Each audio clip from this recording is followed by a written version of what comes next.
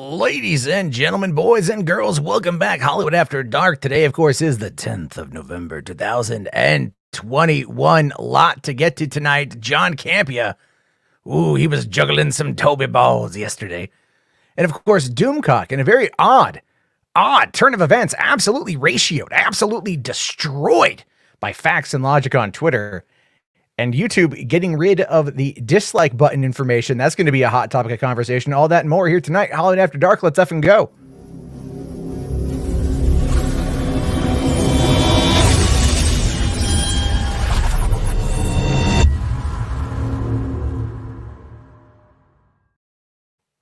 All right, everyone. How you guys doing? Welcome to the show tonight. Of course, like I said, it is the 10th of November. I keep hoping it's like the 5th of November. Because I love doing that line from V for Vendetta, but I just actually got my copy of V for Vendetta on 4K today in the mail. So the whole night I was in my car looking at it going, remember the 5th of November. Because that's a great freaking movie. That's an amazing movie. First off, let me give a quick shout out to my channel members. I need to update the graphics for this week. Actually, let me just explain yesterday real quick. Yesterday was a shitty day for me. So for one, I overslept because I took a nap. I needed to sleep. I overslept the stream and everything. And then I guess someone had pretended to be me to usher everybody over to Enosh, which, hey, listen, good on them for being a helpful troll. So, thank you for that. But what happened was one of my oldest friends, my friend Brian, succumbed to alcoholism. And I found out about it through mutual friends, and it hit me like a ton of bricks last night. When I first moved to California back in 1999, at the end of 99, I literally only went to high school for like 4 months to finish out my senior year in 2000. And he was one of like the first 5 people that I became friends with. And we maintained our friendship. I didn't have a car when I was 19 and he was 18. He had just graduated high school. He was a year behind me. He suggested, "Hey, why don't we go to college? I'm going to go take an acting class. Why don't you take an acting class with me?" And he picked me up and he took me to school, took me to and from school. I mean, that semester kind of opened my eyes to acting. And one of the reasons why I think I'm able to kind of do what I'm able to do, it has a lot to do with that class. Because I pursued it after that, even though he didn't, but he still helped me get my foot in the door. And he was a really good guy. Had a lot of faults, unfortunately, that are there, but you just don't know how to really address. And then he got married, and the woman he married, she had 3 kids from another marriage, and that guy was a huge piece of shit who literally abandoned his family, and Brian stepped in, and he became their father, and they had 2 more kids as a result, but that unfortunately didn't last once they moved to Texas, and because his home and his heart was in San Diego. Then, his mom passed away, his biological father passed away, and just this year his dog passed away. And his marriage had ended, and his ex-wife was getting remarried. And the pandemic and him trying to find a job and all of these things I'm finding out about now. And I'm very angry at myself because I haven't seen him in 6 years. I only talked to him on the phone in 3. And I hate myself for that. Because, you take having people around for granted. And that's why I was so down yesterday. I was just thinking about all the stupid bullshit we did when we were younger. Literally, like some really stupid stuff, and he was a great guy. He was a dumbass. But he was our dumbass. He was our friend. We all loved him. And then now us, the friends, are trying to figure out the best way to get his body back to San Diego, probably through cremation, because we want to bring him home. We want to bring him home. And that's the hardest part is, the group I was in back in the day when I first moved to California, my friends, I've lost contact with a lot of them over the years, but, we were pretty tight knit back then. And he's the first one of us to go, and it shouldn't have happened. And I know substance abuse ran in his family. His father died of the same reason. And yeah, so that's why on my pinned Twitter, I have a number. If you know anyone with a substance abuse issue, please urge them to get help. My friend leaves behind 5 kids, the eldest being 17, the youngest being 7. And that's unfortunate. And it's terrible for them. And the only real, I guess, nice little bit out of all this is his last day with them was on Halloween, and they went to his apartment for his like scheduled visitation. That's a whole other mess. But for 4 hours, he got to spend time with his kids, and they painted pumpkins, and they, did Halloween things, and they told him he loved him. They loved him, and he loved them, and they got to spend that time with their dad. And that is their last memory with him. And that's something that is special, because Halloween was his favorite holiday. And he used to throw a lot of fun Halloween parties. He was always a pirate. He was always like, why is the rum gone? Ever since Pirates of the Caribbean in 2003, it was always like, why is the rum gone? And that's kind of a staple. So I just wanted to talk about that for a few minutes and let you guys know why I wasn't streaming last night. You just, you know what, say if you love somebody, if you love your friends, your family, if you don't see them very often, I know the pandemic's been tough. I'm telling you, just reach out, say hi. And a lot of people I think are going to be happy to see that. So anyway, I just wanted to get that out of the way. There's a lot to get to tonight, a lot of craziness to talk about. Some of it's going to be funny. Some of it's going to be even funnier than that. And I don't want to dwell on the negative. Trust me, Brian would not want me to dwell on the negative. He would probably tell me he could see my nipples and try to twerk them and then whip his balls out, because that's the kind of guy that he was. Actually, one of our very good friends in the group, we were talking about like how he probably died, and they decided that they want to say that he died from autoerotic asphyxiation, and because he would laugh at that. He would very much laugh at that, and that's very much in line with him. Brian Land was one of a kind, and I'm gonna miss him greatly. All right. Anyway, sorry. All right. Let's bring in some friends of mine who are gonna help me out tonight. We got Caden and we got RJ. How's it going, guys? What's up, Matt? Yeah, Brian sounds like a nice guy. Yeah, he was an asshole. Trust me. I'll He tell you. sounds like one of those friends who will nudge you a bit in the right direction, but at the same time be an asshole about it. But that he's doing something. I'll tell you the funniest Brian story. I'll tell you. So he joined the Navy after 9/11. Because keep in mind, on 9/11 itself, we were at college. We went to school. We had a class that day. We went to school that day. And, like we were freaked out because I was 19, he was 18. Right. And we were like, oh, holy crap. Are we going to get drafted? Are we going to war? You know what I mean? Like we were at that age, and later, like then we went from there, and to kind of like, just, I guess, celebrate or commemorate the day for whatever reason, he wanted to get like an Ozzy Osbourne tattoo. So we went to this little tattoo parlor in El Cajon, California, and he got this little Ozzy Osbourne in a straitjacket tat. And I was there with him when he got that done on 9/11. It's kind of like a symbol, I guess. And he ended up joining the Navy, to get his shit together. And that ended up falling apart because he's not necessarily the best suited for the military, and he'll agree. And so he eventually was able to kind of get booted out. I think he got an other than honorable discharge. I don't remember the full specifics of it, but what he got, he was in Virginia, I think. And so he ended up like leaving Virginia and driving back to San Diego. And he's like, I'm free. F the Navy. He was so happy to be out.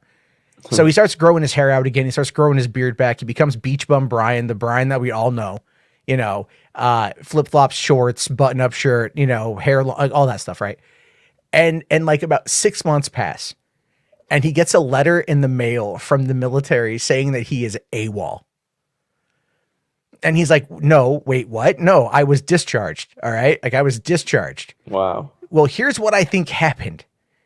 When he was discharged, he went in to get the paperwork, and him being the defiant, stubborn asshole that he was, this is how he explained it to me.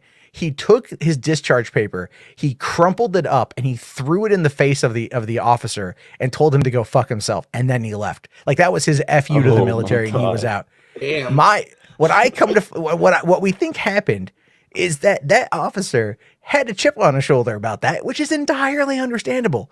You know, I mean, that's a pretty big disrespect and whatever. So he didn't finish filing the paperwork. Oh no. So they wanted to lock him in the brig for like 6 months in order to start the whole thing out. He was able to go and like work a deal with them where he basically had to re-enlist in the Navy. And so they brought it because we were in San Diego. So there's like a couple bases there. So he went down to 32nd Street base every day, Monday to Friday, 8 a.m. to 5 p.m. And he sat there for like 4 months while they figured this thing out. And he had to cut his hair and shave his beard and get back into his uniform and everything else. And he just had to sit there for 4 months. And I'm like, dude, this is the easiest paycheck you're ever going to get. He's like, yeah, I know, but still it sucks, you know? And then I'm like, you know, I mean, that's the thing that is the kind of guy that he was, is like the shit that would happen to him. You go, it would only happen to Brian. And that's what we loved about him. And that's why his death is so hard on the friend group, because he was very much like a life of the party kind of guy. And you know, and so it's very sad. And so, yeah, anyway, that's a Brian story. There's a three-way story in there too. I'll get to maybe one time. It was the funniest goddamn thing. Valentine, I swear to God, like he did it. Okay, I'll quickly tell it. So Valentine's Day 2007, we decided there was 4 of us. We wanted to go out and see if we could find, you know, like women who were like single and maybe, I don't know, like whatever, because we're all single. So there's 4 of us who go out to the bar. Brian and our friend Noah stay at the bar while Robert and I go, fuck this, we go to the strip club. So we drive all the way across San Diego, go to the strip club. We're in the strip club. All of a sudden I get a call from Noah. And Noah's like, dude, we got girls. I'm like, what are you talking about? He's like, dude, we got girls. And I'm like, what? He's like, we got girls back in the mobile home, because Brian was living in a mobile home at the time, and Noah was there. And he's like, we got girls. You got to come out here. So I look at Robert and I'm all like, I don't know, man. Noah says they met women and they're at the thing. I'm like, what do you want to do? And he's like, I don't trust him. I'm like, I don't trust him either. But I mean, you know, because we, you know, and so, but I heard a girl laugh in the background. I'm like, I heard a girl laugh. There's clearly something going on here. So we get in my Mercedes, because I was driving a Mercedes at the time, and I fucking race back, right? We're talking like by the beach, all 23 miles. I'm there like in 20 minutes. I speed. We get to the mobile home, and there's a woman outside, and I shit you not, she's topless. And they're out there smoking, and it's one woman, and she's like 46 years old. Oh my God. And I look at Noah and I'm like, you said you meant girls, plural. And he's like, well, there's one, but she's old enough to be 2. And I'm like, what are you doing? I'm like, there's 4 of us and there's 1 of her. Logistically, there's going to be an odd man out. Like, we can't do this, you know? And I'm like, you know, and then she was into it. She was like, you know, out there not wearing a top. And my friend Robert kind of has this look in the right light where he looks a little bit like Gollum from Lord of the Rings. You know, it looks a little bit like Schmeagol. So she is trashed, and she looks at him. She's like, oh, you look like Schmeagol, my little Schmeagol. So then she goes over and she just like motorboats him with her boobs.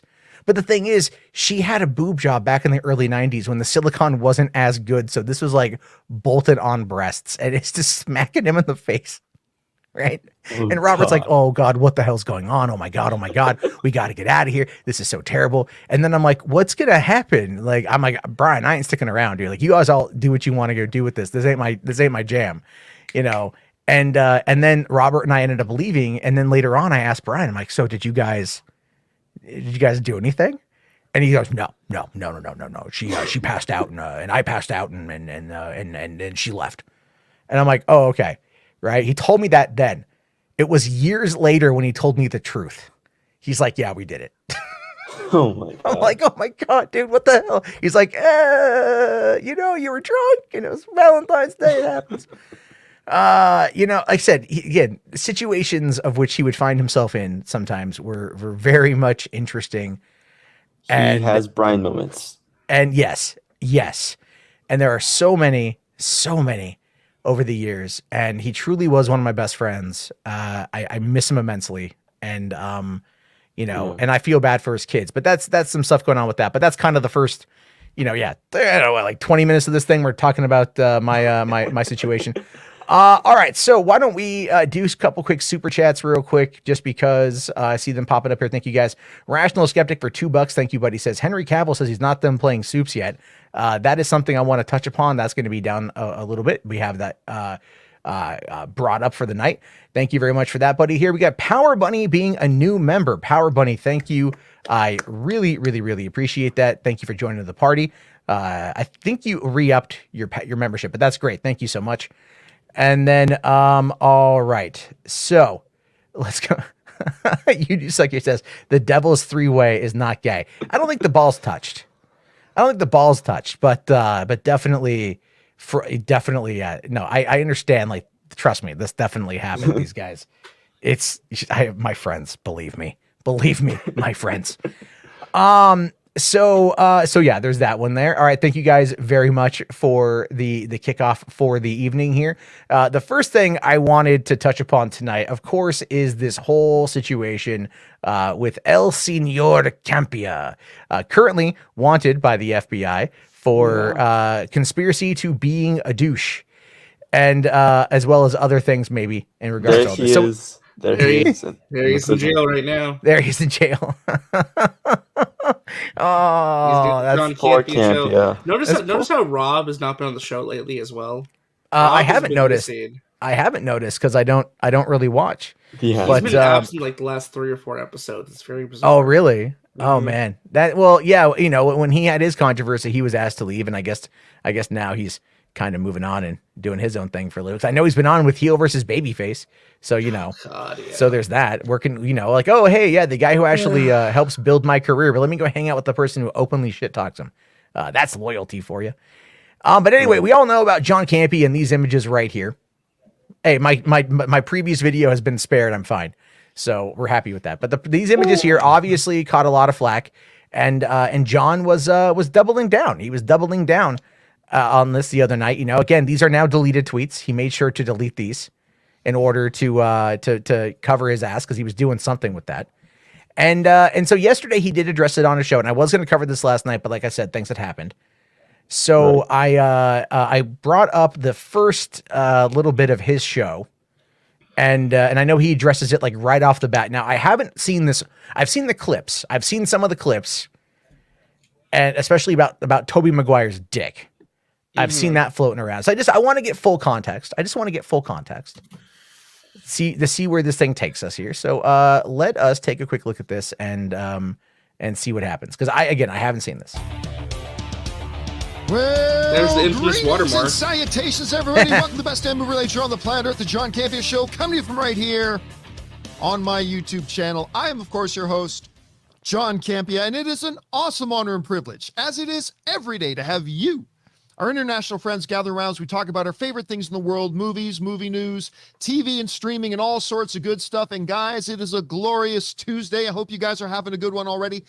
See, here's the thing with this. Like, he knows, you can see it in his eyes. He's fully aware. He's like, I had to address this. Here we go. But he knows he's going to benefit from it. You think so? Oh yeah, absolutely. Yeah. He's excited to do it. He's excited to talk about it. He's excited to now capitalize on the controversy that he started. Because like, now I have leaked the biggest leaks, and I've been contacted by Sony, but I'm not going to say it's Sony, but I'm going to say it's the studio with the S word, and I'm going to tell you guys this, and you guys will love it and milk me from it. Well, and that's the thing. He had like 5,000 people watching him yesterday. Yeah, and he normally gets about like 1,800 to 2,300, I think, is on average what he pulls in the morning. So I mean, so he now doubled it up, which means that this is what he wanted. So this is again my take on it. But let's give him the benefit of the doubt and see how Johnny Boy tries to spin it. And we do have a number of things to talk about here today. Leonardo DiCaprio doing a Jonestown movie, the sad passing of Dean Stockwell, Star Wars Rogue Squadron, probably my most anticipated Star Wars movie, has now been postponed. I got to wonder if it's ever actually even going to happen. Oh, and something about, hold on a second, my phone keeps ringing here. Who's this K Feige guy that keeps calling me? I mean, like all night. Calvin. Yeah. I've never heard of the guy. Anyway. See that? Right? And then there, Marie Siffrey, $9.99 or $8.99, whatever, $9.99 right off the bat. And then it's probably, in the message probably is like, oh, what's going on with the No Way Home leaks or whatever. Yeah, listen, I understand making, so everyone on the internet was making the Feige's calling him up memes, but like, come on, man, come on. Okay, so apparently Rob is working on a project even before this. So he's off doing Tango Shalom stuff. Okay, well, good for him. Okay. Good. All right, so there dispels that myth right there about Rob. I don't think Rob would run away from controversy, if I'm being honest with you. So no, you wouldn't. But all right, so let's also look at the Spider-Man Far From Home hoodie. Exactly. Is like so on the nose for everything, and like, oh, who's this K Feige guy that keeps talking to me? It's like, dude, I'm a half Canadian, you're a full Canadian, you're not funny. All right, like it's like he's like, oh, I wonder who this K Feige guy. No other person is named K Feige. Yeah. Campea's got jokes. I know, right?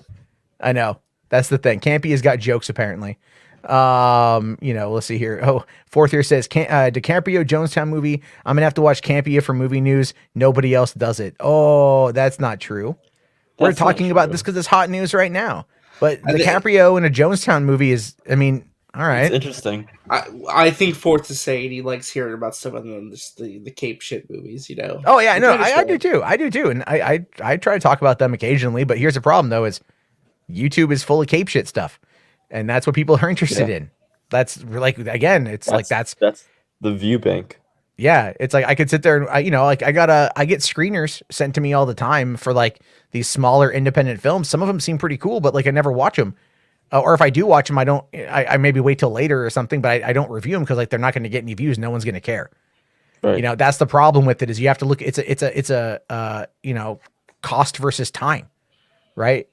Or time versus profit sort of thing, and that's the unfortunate side of this whole game. Which is exactly why there's a spoiler for Jonestown. yeah, they all die in the end.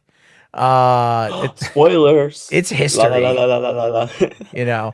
But all right, let's see what he says. And it's something about Spider-Man pictures. We're going to talk about that a little bit later as well. But today, here's how today's okay. Oh, he dresses it after the second story? Yeah, it's like right in the middle of the show. Why would he do that at the middle of the show? Oh my God. Where's his timestamps? That's how you get views. Yeah. He doesn't do timestamps. He has individual videos. Yeah, but did he make this one an individual video? No, I don't think he did, no. Exactly. Exactly. He pulls up the Campea classroom. That's how I know where. Okay, yeah, okay. It's right around there. It's a little further back, I think. The Campea classroom thing. Yeah, I think it's at like 29 minutes. 29 minutes, I think. Oh my God. Maybe further. I mean, like, look, I'm an egotistical person, and even I'm not that much of a narcissist. Campea classroom. All right, let's see. But difficult to watch. Like Detroit art, but difficult to watch. One doing a movie and let us know your right here. Thoughts. Yeah. Okay, guys. With that down, let's do another little kind of a weird sort of off the top that's not listed as one of our main topics, shall we? Let's talk about why. I don't know if some of you knew this or not, but last night apparently some images that present themselves as being from Spider-Man No Way Home made their way online. Who knows where they came from? But made their way online. And yes, truth is, I'm the one who initially posted them. I only posted them for like. See, here's the thing: the sarcasm is what's really irking me about this right off the bat.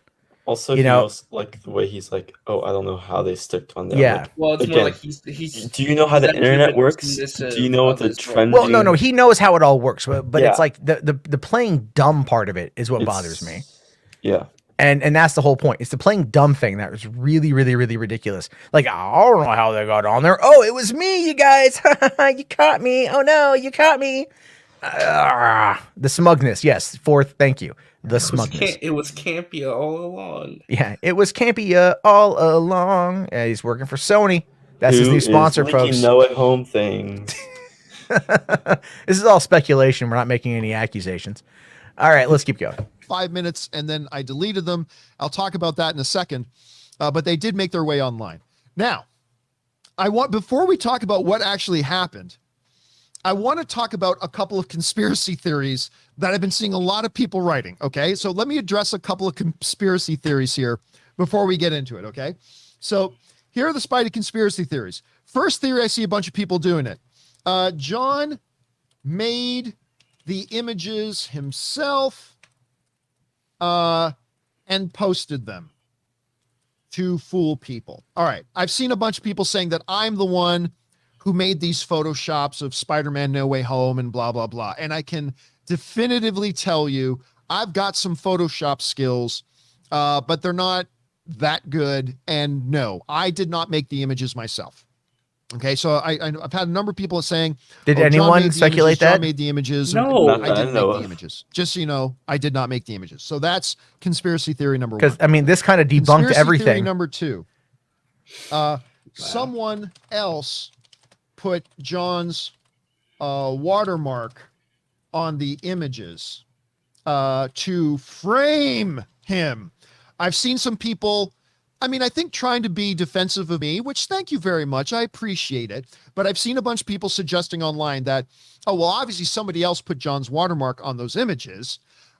No, I am the one who put the watermark on the images. Just so you know, I am, in fact, the one who put the watermark on the images. And we'll talk about why. There you go. You guys got it right there. Giovanni John Campea admits to plagiarism. Right there. Yeah. Right there. He put plagiarism. I just like, I don't know if he addresses that. I want to know if he addresses like that accusation or whatever, but you know, but again, this whole thing here, someone else put John's watermark on the images to frame him is probably somewhat like, it's like one person said that. And he's like, John Campea's friend said that. Yeah. John Campea's friend said that. Or the John Campea's friend number one said that. Yeah. Or the studio rep that called him said, someone else put your watermark on these, right? You didn't actually do it yourself, right? Yeah, you could say that. You could say that. Yeah. It's but they came from his Twitter account, so you know, there's that. In a second. But that was me. That wasn't anybody else. That was me. Okay, so put that conspiracy theory away. Conspiracy theory number 3, and I am shocked how many people are saying this. John is in, and I've seen this word used a lot. I don't even know how to spell it. Cahoots. Two O's?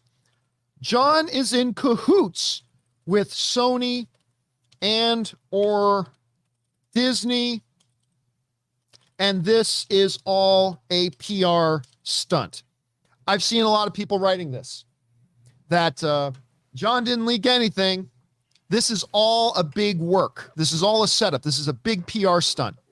John and Sony are actually working together. John and Disney are actually working together.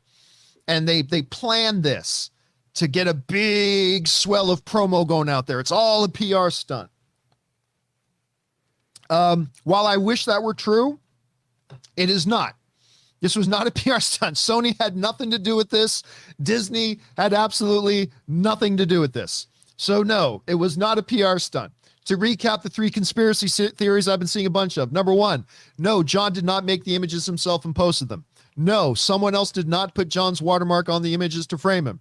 And no, John is not in cahoots with Sony and or Disney, and this is all some kind of PR stunt. No, none of that is true.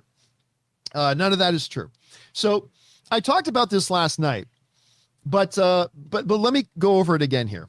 So where did the images come from? How did they get posted? Yeah, John, let's talk about that. Yeah, believe me, a studio rep has talked to me and asked me to reveal who sent them to me. And while I am not happy about what has transpired, I am not giving up the person that sent it to me. I may not be happy about it, but I'm not going to give up the source. It's just, I can't.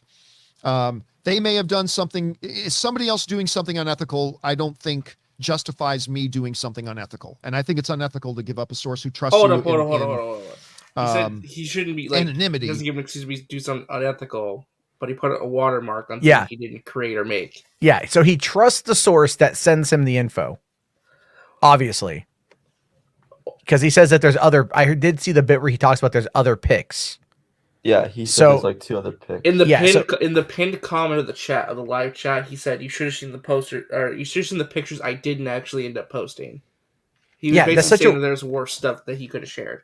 Yeah, exactly. That doesn't make any sense to me. It's like, either again he's trying to play it off like he's the biggest idiot in the world to make it out like like that he like that litigation or an investigation shouldn't go into him as a result. Because here's the thing: if a Sony rep is all like, "Look, man, this was intellectual property that was not owned by you, that you attempted to assign ownership of by the watermark, and then we want to know who did this," they could easily file a suit against John and then get access to his email in order to discover who that person is. Because if he's not claiming, he's not a journalist. Or access everyone under Sony's emails and see who emailed it out under Sony. Well, it probably would have gone out under someone's personal email, to be honest with you. You know, because he clearly knows who the person is. He's clearly, he has relations with this person.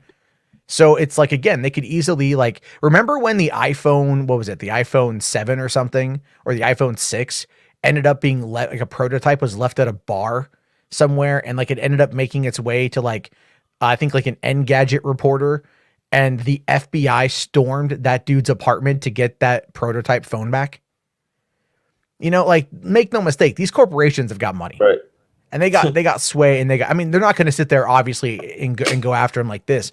But, to him sitting there playing it up like this doesn't make a lot of sense to me. Because, because again, that point 3 of it's all something that's made up. I just, or they're in cahoots. I still feel like that could be something like either he's a useful idiot or he was in on it. Anyway. Yeah. I know William's like, oh, this is all it's all planned. The Sony isn't, I don't know. I pulled a Cameron Pasha the other night and was like going all crazy in conspiracy about it. It was like, John Campea is a part of this cahoots thing, and it's like the Mysterio lineup when I was obviously joking around, but like it was just like the ending where it's J. Jonah Jameson on Daniel Bugle looks like John Campea's show, and he posted it because he is like the J. Jonah Jameson in real life. And I was just like going all crazy. I'm like, now the cahoots thing, I'm like, what if I wasn't crazy? And what if that was true? Actually, we'll get to it later, but he asked a question to his audience saying, what would I have to gain by leaking pics?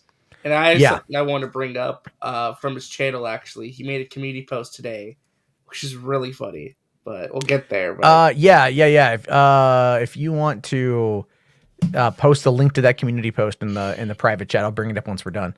But all right, let's get into his justification, because again, he's really trying to play this thing out for not making it a standalone video, for everything else that's going on. He's really trying to sell you that nothing happened. That's, to me, the thing. If you go, I was sent the images. The last one I posted that was Photoshop, got a lot of retweets. I just wanted to make attention off of it. I could just, it's still scummy, but makes sense.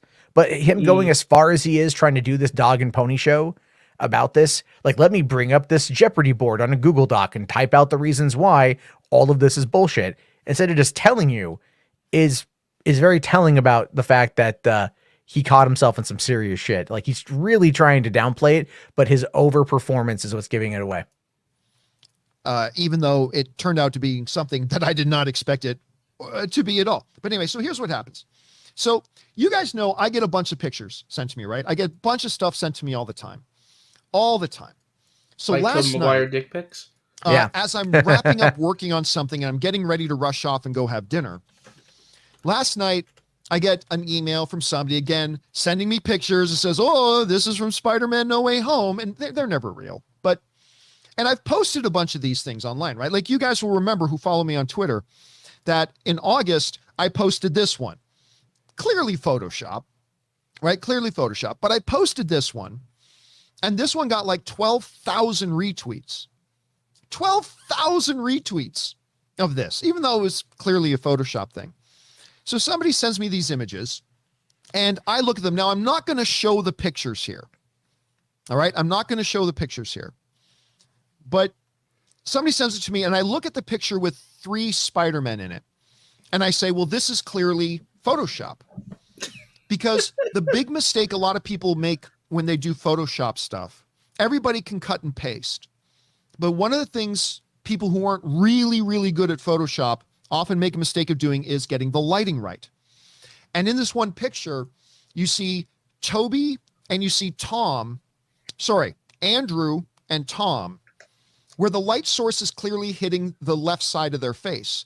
But then you see Toby and the light source is hitting the right side of his face. And I can't believe I'm about to say this. I never thought I would say this in my entire online career. But look closely at Tobey Maguire's dick. I never thought I would say that ever in my life. Oh my God. If you go and look at the picture, look closely at Tobey Maguire's balls. The light is clearly coming from the opposite side that the light is hitting Tom and Andrew. So I look at this, I'm like, okay, this is fake, but it looks amazing. It's fake, but it looks amazing. Just like this one did. It's fake, but it looks amazing. Hold up. So I decide, you know what I'm going to... His excuse for why he thought it was fake was the light on his balls don't look right. Yeah. The light on Tobey Maguire's balls doesn't look right. Is that's what he's trying to argue here. He's really trying to make it out. He could have used any other excuse. He could have said, "Oh, the poses look like they've been translated from other materials I've seen before in other Photoshops." He could have said anything else. He could have said the water in the background doesn't look right. He could have said anything. He immediately went to, everybody, please look at Tobey Maguire's penis. I mean, come on, dude. Which is a very kind of telling thing to do. I mean, like, all right, so what about his junk in this particular case? Is like, I'm looking, like, let me try to find it here, and but that's kind of dumb to sit there. And also, by the way, like, he put his watermark like right above the penis. So when you're looking at his junk, you are looking at, you're right there. You're getting a full on view of the John Campea Show logo. Here, I blew it up. Oh my God, that's right. A visual here. There's an arrow. Hold up. Do you think that he might have been playing 4D chess here, saying he wants you to look at his balls so you can see his logo? Maybe. I mean, why else would he put it there? Why would he not put it like? I mean, I get in like the top corner, face or or something, face or on the bottom.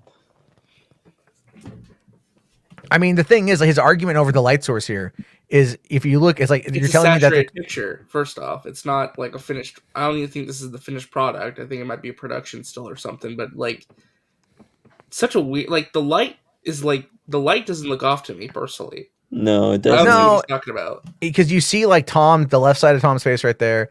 The left side of all their faces are illuminated.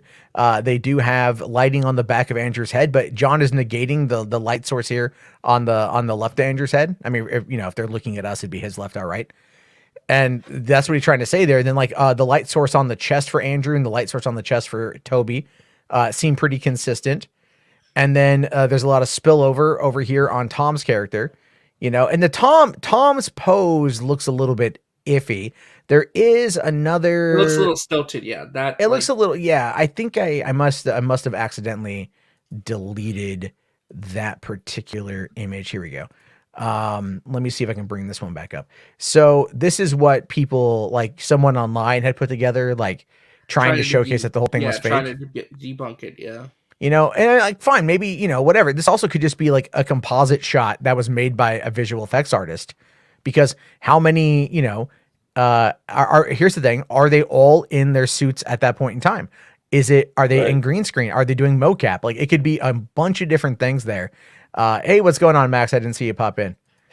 Hey everyone. I should be asleep, but I came on the Hollywood After Dark. Okay.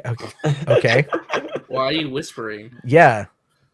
Because my wife's like, it took you 2 days to go to your bad habits again. Hey everyone. What are you talking about? Maybe you should listen to your wife, Max. Shh, RJ, I'm going to be here for 10 minutes only. Hold on. Mo here says, I canceled the date for last night's stream. Well, I'm sorry, Mo. But thank you. You missed out on a good date for nothing. Yeah, you could have gone and talked about Tobey Maguire's balls. Yeah. So anyway, the whole thing is John is very much trying to argue something that I think by just looking at it, you can see that again. Well, Shogun here says the red on Tom's suit is a little bit too bright compared to the others. Well, that's true. But then again, that suit is brighter than the others. Are we actually examining his words and looking at it? Oh no. Well, yeah. Were you showing his dick before? Yeah. We were. I had the image right dick here. Shade. Yeah, the dick shade. There we go. See, what is he talking about? It looks fine. It looks fine. I know. He's like, look at his balls. Well, let's go into it further. Like maybe he'll elaborate here. But H-Bart's he's got a bigger bulge than Holland. Well, now that we're looking at dick size, I can't see Andrew. Andrew, he's back there. Well, you know what? He's very modest. Andrew Garfield's a modest guy. He's probably Toby because his was organic. It's all natural, right? Wow. Not cut. Anyway. Oh my God. So H-Bars here says Tom was like fans are setting themselves up for disappointment. LOL. Sure. Yeah, that was kind of a weird one. That was definitely a weird one. Yeah, he said people don't believe me that they're not coming back. They're gonna. And at this point, I kind of want him to be right, just so then Tom Holland can get a win on that one. Like, people will believe me now. I don't know. Anyway, let's continue this Campea thing. I'm gonna do. Since the person who sent it to me said, "Don't mention it was me. Don't give my identity away." I'm like, all right. So I pop it up on my Twitter. And I put my watermark on it because if, like this one, it gets like 12,000 retweets, I want to get credit for the one sharing. Oh, there you go. So I slapped my watermark on it. But you didn't make it, John. You weren't the one who made the image. And I'm pretty sure this image came from Reddit. Yeah, it did. It came from Reddit. It was so it's like edit. And he stole it, and he got the credit for it. What does YouTubers do? Yeah, well, what exactly does? I mean, don't get me wrong. A lot of us for our thumbnails will outright rip off images, but we understand that, and it's kind of how it's presented. But yeah, that's my question here is, like, what the hell, John? You're like, I'm going to steal some shit. These aren't NFTs, John. These aren't NFTs. All right. Right. He's like, I want credit to, like, if people see this image on Twitter, I want to be the one who gets the credit, even though I'm not the one who made it. Like, wouldn't you ask for permission to post it or something? Or like, I don't know. Yeah. Don't say it was me, but apparently also the guy was, you can infer from that they were saying post it. But don't say that it was me, but just like, here you go, check this out. Like, I don't know, man. I don't think the source who emailed in the pictures expected him to post it. Maybe not. Maybe hint at it on social media, but not outright throw his watermark on it and go from there. But let's continue. And then I let a few minutes pass and I put another one of them up. By the way, there were more pictures. See, this is the scam. There were more than the two I put up. There were indeed. Now everyone's going to go to him for info because he knows. I want to say 4. That's where he benefits. He would know exactly how many there were. I want to say that there were 4 pictures they sent me. Bitch, it was yesterday. You see how he teased that? Oh, there was more juicy stuff. That's where you get. That's why he did it. Now anyone wants to verify anything about this movie before it's released is going to go to him. Oh, he saw it. There's lots of benefits that he just brushes off. And he gaslights people like, oh, why would I do that? I'm a big eater. We just saw him put that thing on his channel member. Yeah, and I have that image we're going to bring up as soon as this is over to kind of slam it in that Campea is a bit of a shill. Campea is a bit of a he's a hypocrite because he does the thing about leaking and he's not really in the scoop game, but he kind of is. He built his solo channel based off that Ben Affleck scoop when he left Collider. I always speculated that they gave that to Collider and he took it and didn't. Maybe this tweet from John a while back about the Suicide Squad, Eternals, and other films leaks. What if this, and this is again speculation, was all done in order to push that theory, right? What if he's out there saying like, no, let's spoil this thing, so then it will force these companies to instill strict NDAs on these people. Nah, that's a thing. It's a theory. It's a Campea theory. It's a Campea theory. It's a Campea theory. I don't know. All right. H-Bar's here at $5, man. Thank you. Says, also, Tom has never spoiled anything. It was approved by Disney. I'll tell you this. I don't believe the story that Tom Holland drunk off his ass calling up Bob Iger is what got the deal back on the table. I don't believe that for a minute. I don't believe John Boyega leaving his Rise of Skywalker script underneath his bed in his flat in London I don't believe that for a second either. There's PR shit that goes on. And this is coming off like more PR stuff, because the more they try to pile on the lie, the more it starts to become, really kind of like, that's interesting. Like those details really seem very odd. If you hit it like, I screwed up, I made a mistake, I'm sorry, and you leave it at that, people will just accept it or not, and then they'll move on. But once you start trying to explain, it's like a 3-year-old getting caught. Did you put your hand in the cookie jar? No. Well, then why do you have cookies in your hand? Okay, Mom, here's what happened. So the dog and I were playing a game of fetch. I threw the ball, it hit the cookie jar, cookies fell over. I was putting them back when you came in the room. Like that kind of lie, right? That's what I'm talking about. He's really, really, really pushing it. Okay, let's keep going. Drink, and John. I was going to hydrate the other pictures as well. I was going to wait another 5 minutes and post the other picture, and then I was going to wait another 5 minutes and post the other picture. But anyway, so I post it, and like 5 minutes later, I get this call from somebody, I won't say who, saying that these pictures probably real. I'm like, are you sure? Look at his face. And like, look, I don't know 100% for sure, but I feel pretty comfortable saying that these are most likely real. And I'm like, well, shit. Yeah, right. So I immediately jump back on Twitter. Again, only about 5 minutes had passed, and I delete them immediately. I obviously didn't share the other two pictures. And the other two pictures were the more juicy ones. That's all I'm going to tell you, is that the other two pictures were the more juicy ones. But that's a little bit of bloating right there. It's like, I got to see now crazier things. So I immediately delete it. He's the go-to and when I delete it, almost released. Oh yeah, for the guy who hates spoilers and hates scoopers and all that stuff. He's rubbing his hands together. Ooh, juicy. I mean, that's where he even later teases what they were. Right. Yeah. It's I know. Oh, does he tease what they are? Yes. Bastard. Oh yes, Spherical Man, you're totally Campea. Quit breathing into the mic. I know. Here's the thing. I have an XLR mic as well. You know what I have to do if I need to do anything? I simply turn the mic away, or I mute myself so you don't hear me breathe. It's not hard to breathe on camera and to not be heard. Not difficult, and then the licking of the lips. I mean, that's a pet peeve of mine. Anyway. Let's see here. Okay, so John here says, you just threw away plausible deniability for sure. He should stick with, I thought they were fake. Yeah, pretty much. Rational here asking the hard question, if we think that Campea was fapping to the pics. No. That's funny. A friend of mine that's not really following movie talk like we are, he's like, well, why is everyone all upset about leaked pics? Were they nudes? I'm like, no, this is geek culture. It's 3 Spider-Men in a room. That's what gets us excited. Yeah. I mean, kind of. Yeah. It's all like high level ideas going on there with the G20 summit, but is it 3 Spider-Mens in a room? Because fuck climate change. I want to know about web slingers. Right. Yeah. So let's keep going. Nobody had seen it, right? They had like 100 likes on it. Now I'll get like 1,000, 2,000 likes on a tweet. There was like 100 likes on it. Almost nobody had seen it. So I delete it and I forget about it. Though it's forever. He knows this too. I rush out of my office, go grab dinner, watch some football. And then before I know it, I turn on my computer and the whole See, all of that right there. I went and got dinner. I went and hung out with my wife. I watched a little bit of football, and then I came back. Those are all irrelevant points to the story.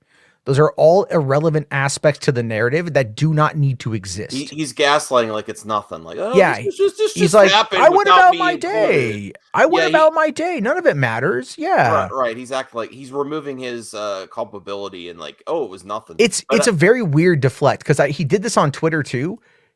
In these right here.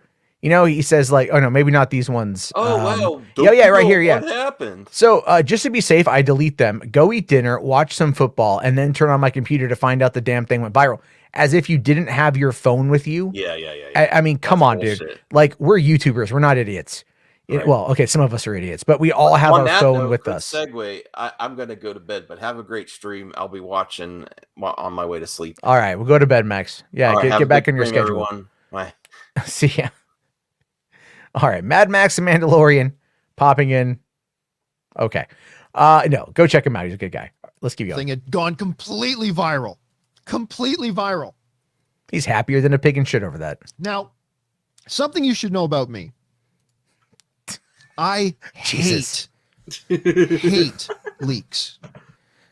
I mean, I don't mind spoilers myself for me, but I know that a lot of people are very sensitive to spoilers, and I hate spoilers. As a matter of fact, I put on Twitter just a couple of weeks ago, I said, look, when everybody was spoiling out the ending of Eternals, I got on Twitter and said, I think if you get invited to an advanced screening of something, you should sign a non-disclosure agreement with a minimum $1 million fine, that if you sign that non-disclosure agreement, you should get fined $1 million if you then come out of that movie having signed a non-disclosure and then tell everybody. Did you sign a non-disclosure for the Photoshops that you watermarked and put out there? Did you sign a work for hire agreement with the person who sent you that artwork that you lifted and that you put on the internet for your own social media clout? Did you figure any? I mean, this is where it's like, look, again, he set himself up for this. Oh, absolutely. And it's like, it's one of those things where I don't think people should let him go on this topic. Like on the pictures themselves, their legitimacy or not, fine, whatever you want to say. But what I'm talking about here is the hypocrisy and the outright fucking nonsense he's spewing, trying to defend his actions. You go, no. Hold him accountable for stealing somebody else's artwork and putting his watermark on it for clout. Like, that's the thing. But let's keep going. What's in the movie? Like, I hate spoilers. Hate them. Even though they don't affect me too much, I hate people spreading spoilers to ruin the enjoyment for other people. I hate that. I would never intentionally do that. And I'll tell you what else. I was talking to a... Did you hear that laugh? Did you hear that? Uh-huh. Yep. Right? I'd never intentionally do it. I never intentionally do it. look at his face. That's when, like, you know, he nuts when she keeps on sucking. It's late and I've had caffeine. He's so approaching his O face. Don't worry. Yeah, I know. Just that, like, oh my God. Let's see. McLeod for $5, man. I think he says, John sure knows how to cry shit wolf. You done messed up, John. Yeah, yes. John goofed up bad. Yeah, this is a goof. Let's see. Zeno here says, no, Campea is not gay. He is just attracted to men's packages. There we go. McDoctor PhD here says, Johnny Boy knows damn well what he's doing. That's true. And then the thing is, John here makes a great point. Notice how he's looking away when he's talking. He doesn't look directly into the camera. It's because he's looking at the Marvel security team that's right outside his door, threatening to beat him up if he says anything else. Or he's watching the super chats go in. You know, I don't know. Nova Joe here says Campea has a horrible poker face. That is true. Which is funny because he plays poker all the time. Yeah, he's a poker champion apparently or something.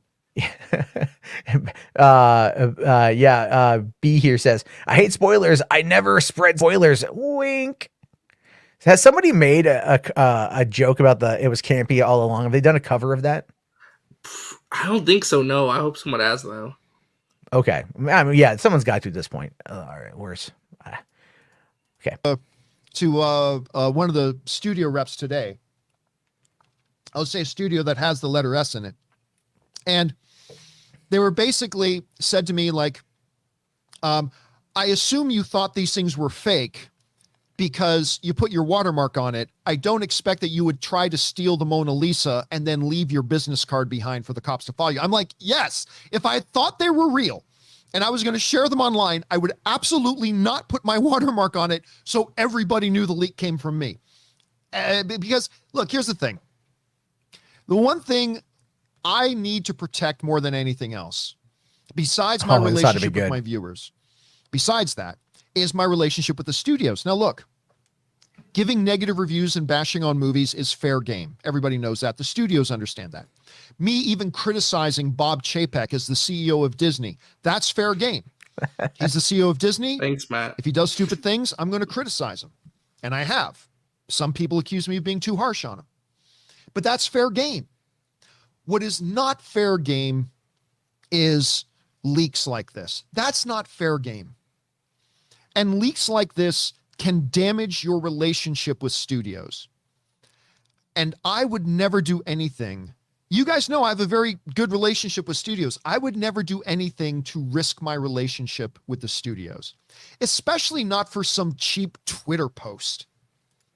especially not for some cheap Twitter post. I get 4 million views a month of my videos. I don't need some cheap little Twitter post. See, that's always a weird argument to me, right? Because I mean, when it comes, I don't need Twitter. I don't need this sort of thing. I don't need this, but it's like, all right, you know what? Let me take a quick look here. Well, I just want to see. All right, John Campea social. Like, I'm just curious. I'm just very curious here. What's it looking like? So he's got 175 million video views. Okay. And it looks like, for the most part, actually, he does kind of standard across the board. He has his big days, but he also has his really low days too. And, but you can tell it's when he pushes out with 5-6 videos a day where he does well. So let me just get this thing uploaded here if it wants to work. Okay. So this is his social blade for the last 2 weeks. And we can see here that on the 29th of October, he had 400,000 views almost. Mm-hmm. And then he got like, but then the next day was 53,000, 43,000, 39,000, Saturday, Sunday, Monday. And those are like, those are, the shows aren't. Those are just like companion videos, supplementary material kind of stuff, not the main show. And then 209,000 on Tuesday, 108, 195. So, he keeps like doing this. Now, this happened on the 9th. So he only had, his views didn't really shoot up. Even yesterday, his views did not shoot up that much. In fact, they were, kind of on par. They're a little higher than average because usually like, Tuesday, Wednesday, Tuesday, 200,000, Tuesday, 200,000. So he does about 200,000 on Tuesday because Mondays when he puts those videos into the algorithm and those go out to his audience, the individual clips and whatnot.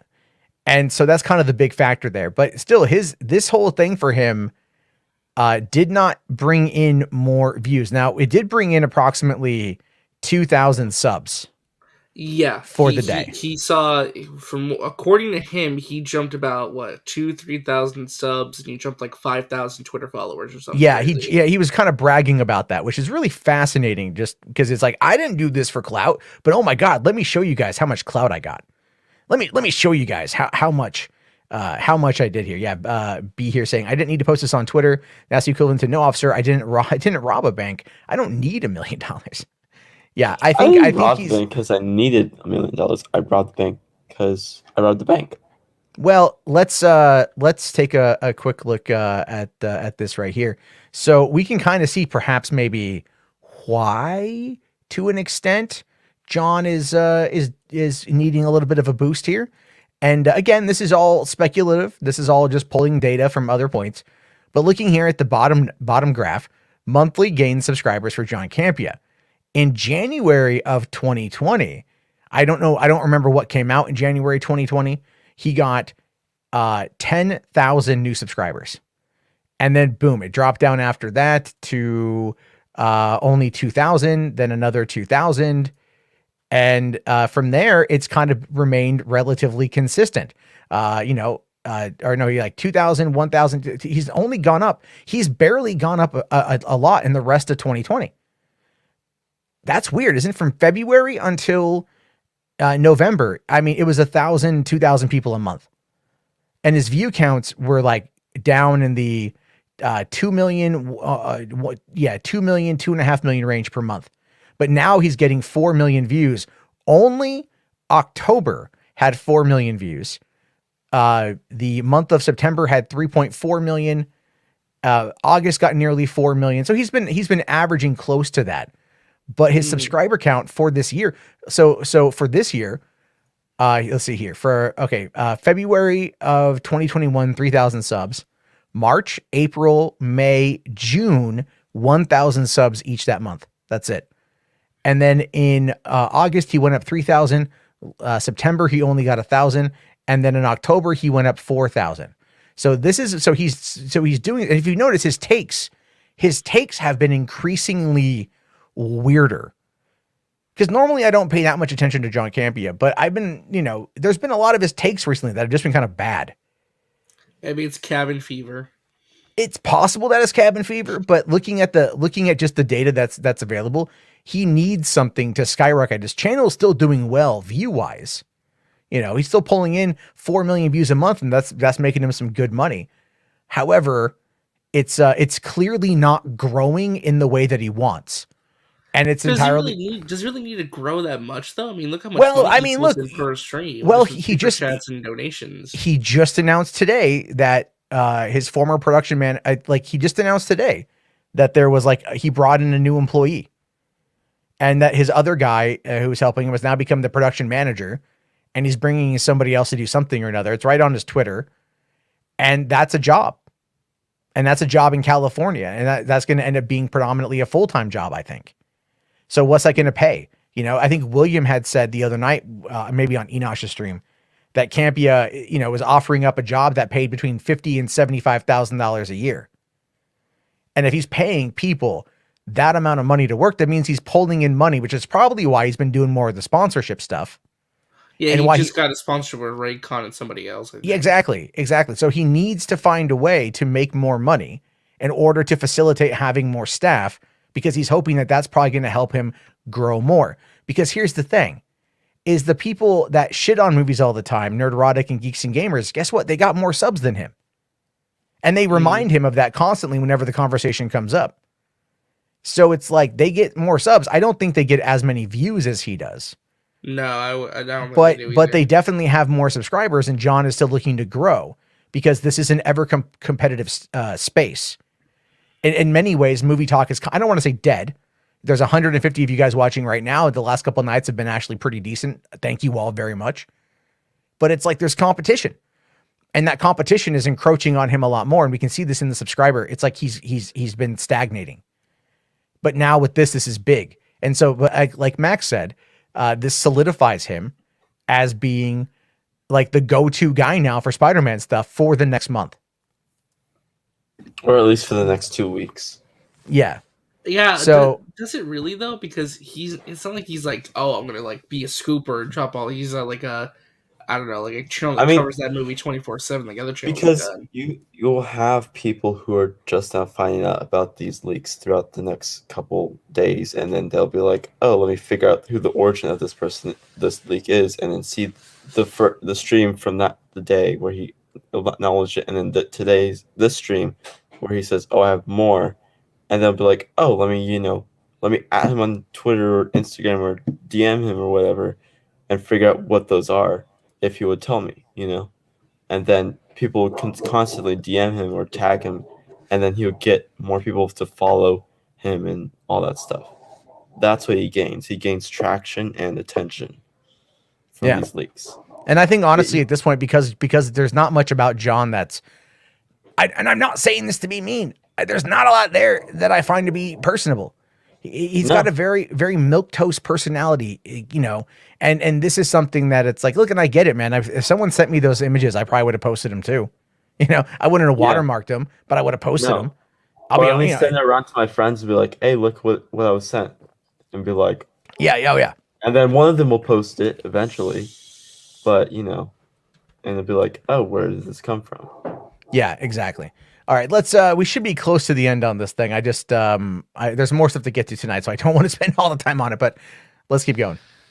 So I would definitely not do anything intentional like that. And I certainly wouldn't try to intentionally try to spoil something for fellow fans and all that kind of stuff. But is that a spoiler? Now, I get why is that a spoiler at this point? I would say yes. For some people, yes. Some people, but the vast majority, for the vast majority of movie fans on YouTube, people who've been following the Spider-Man stuff closely. I mean, come on, those were kind of like, oh yeah, this is pretty well known in the space, because he was like, oh, there's more. I got that was even more spicy. I think people knew they might be in the movie, but they don't know how they're going to look, the way the scenes are constructed, where... Also, you still have people who are denying that they're in this movie and all that stuff. Some people who and actually some people who are actually still denying it, they're saying, oh, that agreeing with John that it's Photoshop. Or people are saying it's just, that's the final scene. That's the scene they're in. That's the final scene. It sets up Spider-Man 4. Stupid, excuses like that. And but then you have people who are, using that and realizing that image, the same railing is in that old image that we got of Andrew, where you can see that it's the same thing, the same scene, because he has his mask off. So it's like, okay, this is further confirmation that image is real, and this image is also real because of the same background and same look. Yeah, that's definitely something there that I think is worth noting. Absolutely. Right. So, all right, let's just kind of bring it home.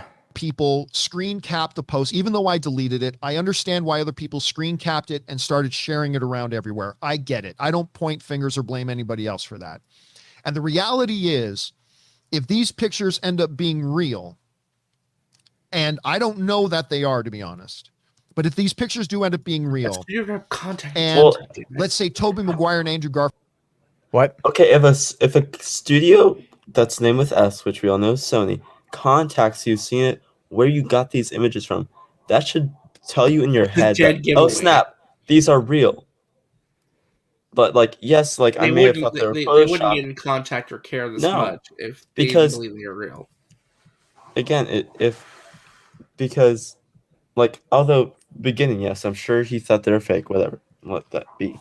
But now that a studio has contacted you and it asks you the origin of those photos, and you say, no, I'm not going to tell you, and I trust the person that sent these to me, then they'd be like, okay, but FYI, they're real. You shouldn't have posted them. And now he's still backing up the fact that they're Photoshop, which is still a bit okay, dude, you're either playing really dumb or just are dumb. There's just something not blinking in your head that there's certain things that happen to you in the past 24 hours that should tell you that these are real. But yeah. Well, no, and the thing is, they probably are. And John at this point though, he's still trying to argue plausible deniability, which it doesn't make a lot of sense. So because then he keeps kind of double downing on it, well, I don't know, I don't know if they're real, but I know at this point, if you're admitting that a studio rep called you over something, because a studio rep wouldn't call you if it wasn't real. That first Photoshop image that he took from Reddit of the three of them together, everyone knows that's a Photoshop. So studio isn't going to give a shit. But now this thing blows up and you're like, I didn't vet these images I was sent. Holy crap. I had to go watch football, you guys. I was just doing the normal, everyday, average, red-blooded American man stuff. Right. And then, I got, but okay. I'm pretty sure this is almost done. I just want to give it another 30 seconds. Garfield are in the movie and they don't show Tobey Maguire and Andrew Garfield in a trailer soon, I'm going to feel terrible about this. I mean, absolutely. I mean, I wish that any one of these three things were true. I wish any one of these three things were true, that I just made the images myself. I'm sorry. Somebody else just slapped a watermark on it, or that I was actually... Oh, no. I slipped with a button, guys. I'm so sorry. I'm so sorry, everyone watching. John Campea posted a community post 5 hours ago. Hey, guys, just a quick thank you. We hit our highest 30-day view total since the start of the pandemic, with 4.4 million views and the highest 30-day subscription growth in that time as well. A return to the movies is a return to content, so thank you for getting us through it. Without your support and participation, we couldn't have survived the pandemic. As you can imagine, it's hard being a movie discussion channel when there are no movies. You guys helped to keep the conversation going, and now we're going back to normal, so thank you again, guys. I would never do this for... But remember, he has nothing to gain from this. He has nothing to gain from this. He has no gain from this at all. And by the way, he feels terrible. Later in the clip, he's all like, I didn't even show you guys the worst images. There's 2 more images of someone in a mocap suit. What could those be? Now, if those are images from a mocap suit, then what he's being sent is stuff that's in post-production and not finished, which is why this image right here is in post, because we know that that's green screen behind them, or blue screen from the other image of Andrew Garfield that came out last month. So we absolutely know all that. McDoctor or Mr. Doctor here says, I just think it's kind of telling how snarky he's been acting since this happened. Oh, yeah, 100%. 100%. Like, it's just, and yeah, 75 here is right. It's shameless. It's very shameless. And also what Blake Taylor says, he says he feels terrible, but he put himself in that position. It wasn't like he was like, like forced to post these or anything. He put himself in this predicament. Now, Ronaldo here says, personally, I believe John, but I respect and have no problem with your opinion. So thank you. Look, the thing is John a useful enough idiot to allow himself to be in that situation? Yeah, sure. 100%. I think that's fair. But at the same time, it's like he knew exactly what he was doing when he watermarked that. He knew exactly what he was doing when he put it out there, and he knew exactly what he was doing when he was able to go, oh, but there was more images, you guys. You guys didn't even see the really good stuff. Oh my God. It's like he's saying sorry, and he's giving his piece on what happened, and then later on down the line, as if he forgot on how PR works, and he's like, oh, yeah, there's more images. Let me, if anyone wants to see them, DM me about them, or here's a description of them. Like, dude, like, you are backing up these images as fake and saying the studio called you, saying where did you get those, and they're real, but then you're still backing up that's fake. And then 15 minutes later, or however many minutes later, you say, oh, I have more images and they're mocap, and you want them? Like, what? Yeah. Well, Rational here asks, how would you feel if he watermarked it with a $3 theater logo? I would say I didn't do it, but I appreciate everyone who's coming to check out the channel. Yeah. I mean, I would get to the one part too where he says, maybe someone sent me 2,000 Bitcoin, maybe I'd post the mocap pictures, but yeah, I heard it. Okay, hold on. We'll check that one out because for a person who didn't do anything wrong, he literally has spent the last 13 minutes defending it, and also not at all saying that he is sorry, really. And nothing like that. So again, the story, the narrative being crafted here is very much a smokescreen, but let's continue. In cahoots with Sony and Disney. It's not true. I got sent these pictures. I thought they were fake. Slapped my watermark on it because I wanted credit for sharing them, put them up. As soon as I heard that they could be real, I deleted them immediately, and I didn't even share all the pictures.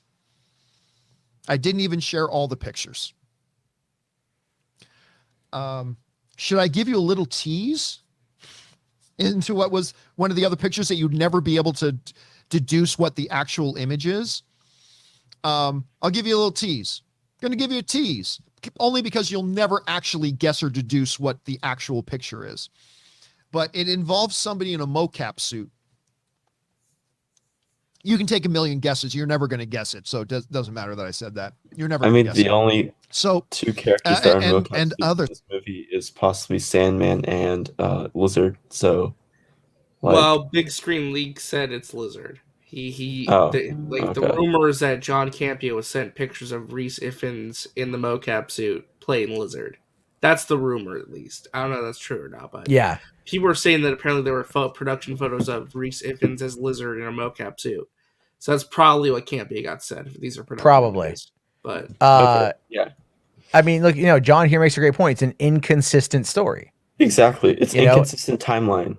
Exactly. And then Anthony here says, you guys know he totally is going to cry victim if he doesn't get invited to the premiere.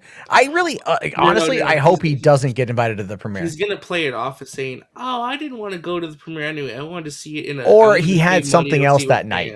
Yeah. Oh, I had dinner with Tobey Maguire. No, he's like, no, he'll be like, Ann and I had to go out and do something tonight. Like, that's what it's going to be. We had plans to go to the movies. Yeah. He'll say something about it. Yeah. Let's see here. 75 for, oh man. Doesn't his wife give him enough attention? Dude. Hey, you can make fun of John Campea, but his wife is. Yeah. I put her once in a thumbnail because it was like the best picture I could find of him on a red carpet. And people are like, why are you bringing his wife into it? I'm like, it's just a fucking picture, you guys. I'm not bringing up any of her like cosplay stuff that she does. Like, just chill. Ronaldo says, do you think the images or the scenes of these things will pop up? I don't think so. We're not going to see them in a trailer. Because you don't think so? Because it's like they don't need to at this point. I think with the images being leaked out and everything, and clearly John is the speaker for these leaks because no one else can talk about them but him. because he's the origin of them. He's the only one that can confirm or deny they're real or not until the movie comes out. So, for now at least. Yeah, well, that's the thing too. Until some other scooper or leaker gets them from a real reliable source that can actually vet that they can actually vet. I think again, there's really no need to put them in the trailer. Everyone probably already believes that they're in the movie, and so they don't need it. No, they don't need it. It's like I said last night. It's everything on the outside. What you don't see is what's going to get your butt in the seats. If you give them everything, then it takes away a bit of the fun and a bit of the mystery, and that's the whole point. I can see the Ghostbusters Afterlife final trailer being a blueprint for this. The final trailer for No Way Home as you know who it is. Yeah, you know who it is, but you don't see the but face. you don't see their face. So they might tease something that's going to go, oh my God, that's totally this, but you don't fully know because you don't fully see it. It's like they might tease it, but they're not going to outright show you everything. I think that would be ridiculous on their end to do. Yeah. I really do. I think because the hype is going to come from people going to the theaters, just like that end scene of Endgame, when all of a sudden you hear Sam on the radio saying on your left, and it just opens wide and all the heroes come in, and you hear that, and everyone, like those video clips of everyone losing their shit in the theaters. That is what makes cinema. And at the same time, right now, or makes cinematic experiences, maybe not cinema, but cinematic experiences. And because Sony needs to put butts in seats and this movie needs to hit $1 billion, you are going to need to have that anticipation and that excitement from a packed theatrical experience. Even if people know who they're in it or not, people don't have visual confirmation from the studio. Here's a better question. Forget even the 3 Spider-Men. Do they show Charlie Cox in the trailer? Because no. that's not the 3 Spider-Men. You can maybe get away with that. I would love it, but yeah. I don't think so. It throws the fans a bone, confirming one thing for them that they get. But if you confirm one thing, then they'll be like, let's say, all the leaks we gotten from all the leaks we gotten from this movie, visual leaks are fake. But if you show Charlie Cox is in this movie, then you're already confirmed, because every single scooper that has said that Charlie Cox is in this movie also has said that Toby and Andy are in this movie.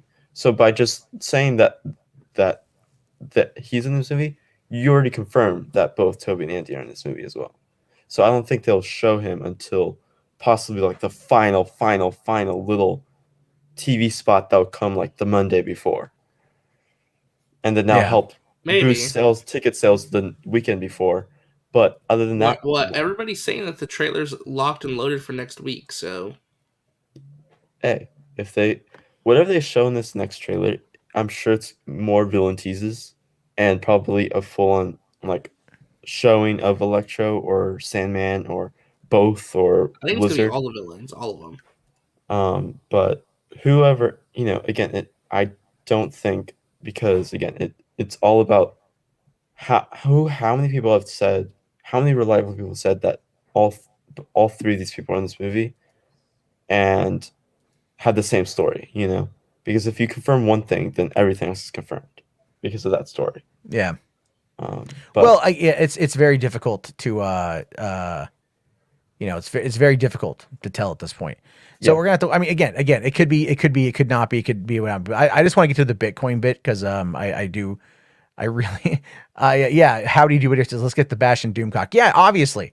I want to get to doing that. Let's see here. Randy Stockloose says, I love that Signore is ragging on Campea for spoiling the movie, even though he's been screaming at anyone who will listen that he was the first to report it last year. Such a hypocrite. Well, Andy wants attention. So bad because, and also the funny thing. To be fair to Andy, he was the first one to report it. He did break the story over a year ago, but he's so egotistical about I was the one who said it. It was me. Give me I got sent a little clip of him today that we might play towards the end of it. It's short, but it's dude, what are you doing? Right. And also again, you have the whole paywall situation that some people have said it under paywalls too. So before Andy said it, so you have that. Yeah, I mean, I don't know. Well, I know, like, you know, Andy broke a scoop about Ahsoka, I think, joining like the Mandalorian, and then like Daniel RPK, like, you know, also reported on it on his Patreon. And I'm like, but it was a couple days later, and I'm like, I asked the question, like, oh, did he just rip it off from Andy Signore? And this is even after Andy and I had our falling out. And then, you know, that's when Daniel RPK threatened to blackmail me. So that was really funny. All these, like, this thing is when you monetize, like, the people who monetize their scoops, you know what I mean? Like, I like, they have incentive, obviously, but then they got a big fucking ass ego. And that's because this last year, there wasn't shit. There wasn't shit with movies. So it was all, you know, I mean, John has a point there. Now that movies are back or coming back, you know, like there's stuff to talk about. Showed on the subscriber count that, like, when January and February happened, there was like, I think Birds of Prey was out. Yeah. And one other, and like Harriet, like all those movies, like before the pandemic hit, like in March. So obviously you had a spike in January and February, but then when March hit, when the pandemic hit, you're like, oh no, like the subscriber count's obviously going to go down because there's no movies to talk about. Since there's a 2-week hold on everything, and everyone's delaying their movies until a long time. And when they did delay them, we were like, oh, it's going to be like October is going to be when we have movies back. And did we have movies back really in October? Not really. So it's like one of those things where it's like, in like 2020, there was not a lot of movies like to talk about. So movie talk in 2020 was not a good year at all. Oh yeah, no, definitely. You know, I mean, but I get it. H Bar's here with $5, buddy. Thank you. Says if they show all the villains in the 3 Spider-Man, it will break the internet. It will break the internet, but they need to not do it so far away from the release of the movie. Yeah. You know, like that's kind of the whole point. Right. I think the way to sell tickets, if the final trailer is their ticket sale trailer, is by just showing like a scene of Spider-Man, like Tom Holland's Spider-Man fighting Doc Ock, like straight up, not just like a fate, like them facing each other, but like actually showing an action scene between the two, or an action scene between him and another villain. You know, you're like, oh, okay, this is gonna be action. I'm gonna make a very here's a person make, you know, it's a beautiful woman, and you know, you don't want to go too early. You know, you don't want to release too early. You gotta wait to the right. Are you making a premature ejaculation joke? Yes, I am. Yes. Then just say what it is. You don't want to come too soon. Yeah. Like you dance around it, like you're all nervous, like you're afraid of coming too soon. Just no, I was. It's called a build to the joke. It's called a build to the joke. At this point, Saggy's gonna pop in. I know it. I just know it.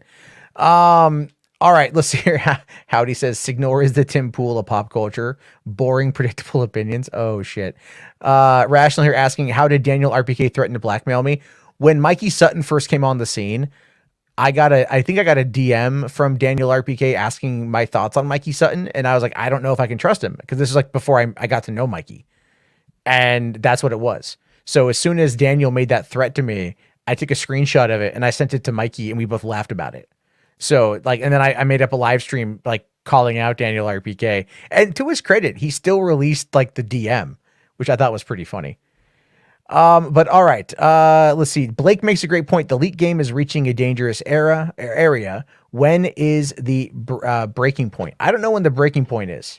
I think, there might not ever be an end to this whole leaking, like, scoop stuff, because it's again, because you have some people who, like, make money off of this. Like, this is their only, money grab thing, and they're like a major scooper or whatever. They like have Patreon, they have these websites that they pay there because they get money based off of clicks on their website, and then their employees that they have for writers, this is their only job as well. So they may get like $15 per article or whatever. They've definitely got incentives to do stuff like this. Yeah. Anyway, so you know what? Let's move past Campy. I think at this point we've been on this now for about an hour, and we've more or less proven beyond a shadow of a doubt that he's go watch the whole thing for yourself and just watch the madness. You know, he screwed himself over so bad, dude. And that's my takeaway at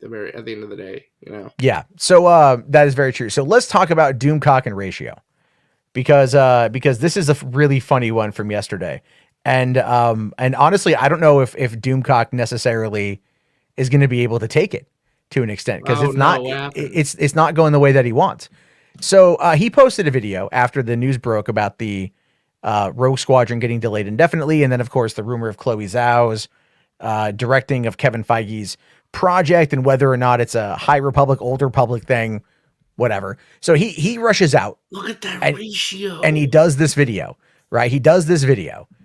And he says here, multiple sources all say Kennedy projects have been delayed or canceled. Rogue Squadron was only the tip of the iceberg. Rumor has it everything is gone, including Ryan Johnson.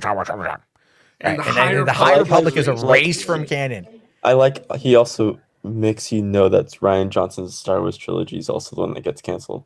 Like, he didn't say Taika Waititi. He didn't say, like, he was like, make sure, because according to Fandom Menace, Ryan Johnson's the one that ruined Star Wars. So obviously, you know, to get people to click and like see the anger of Doomcock and all these things. Also, why would they erase the High Republic from canon when they're trying to promote that and promote it as highly as they are?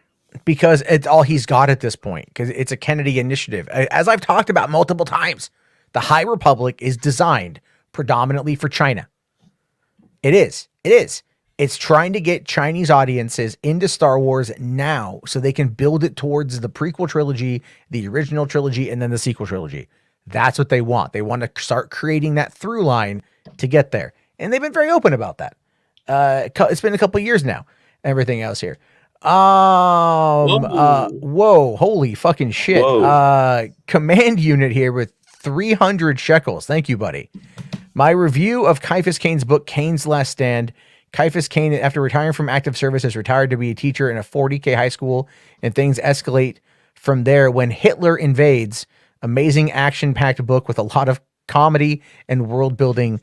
10 out of 10. Cain's Last Stand. That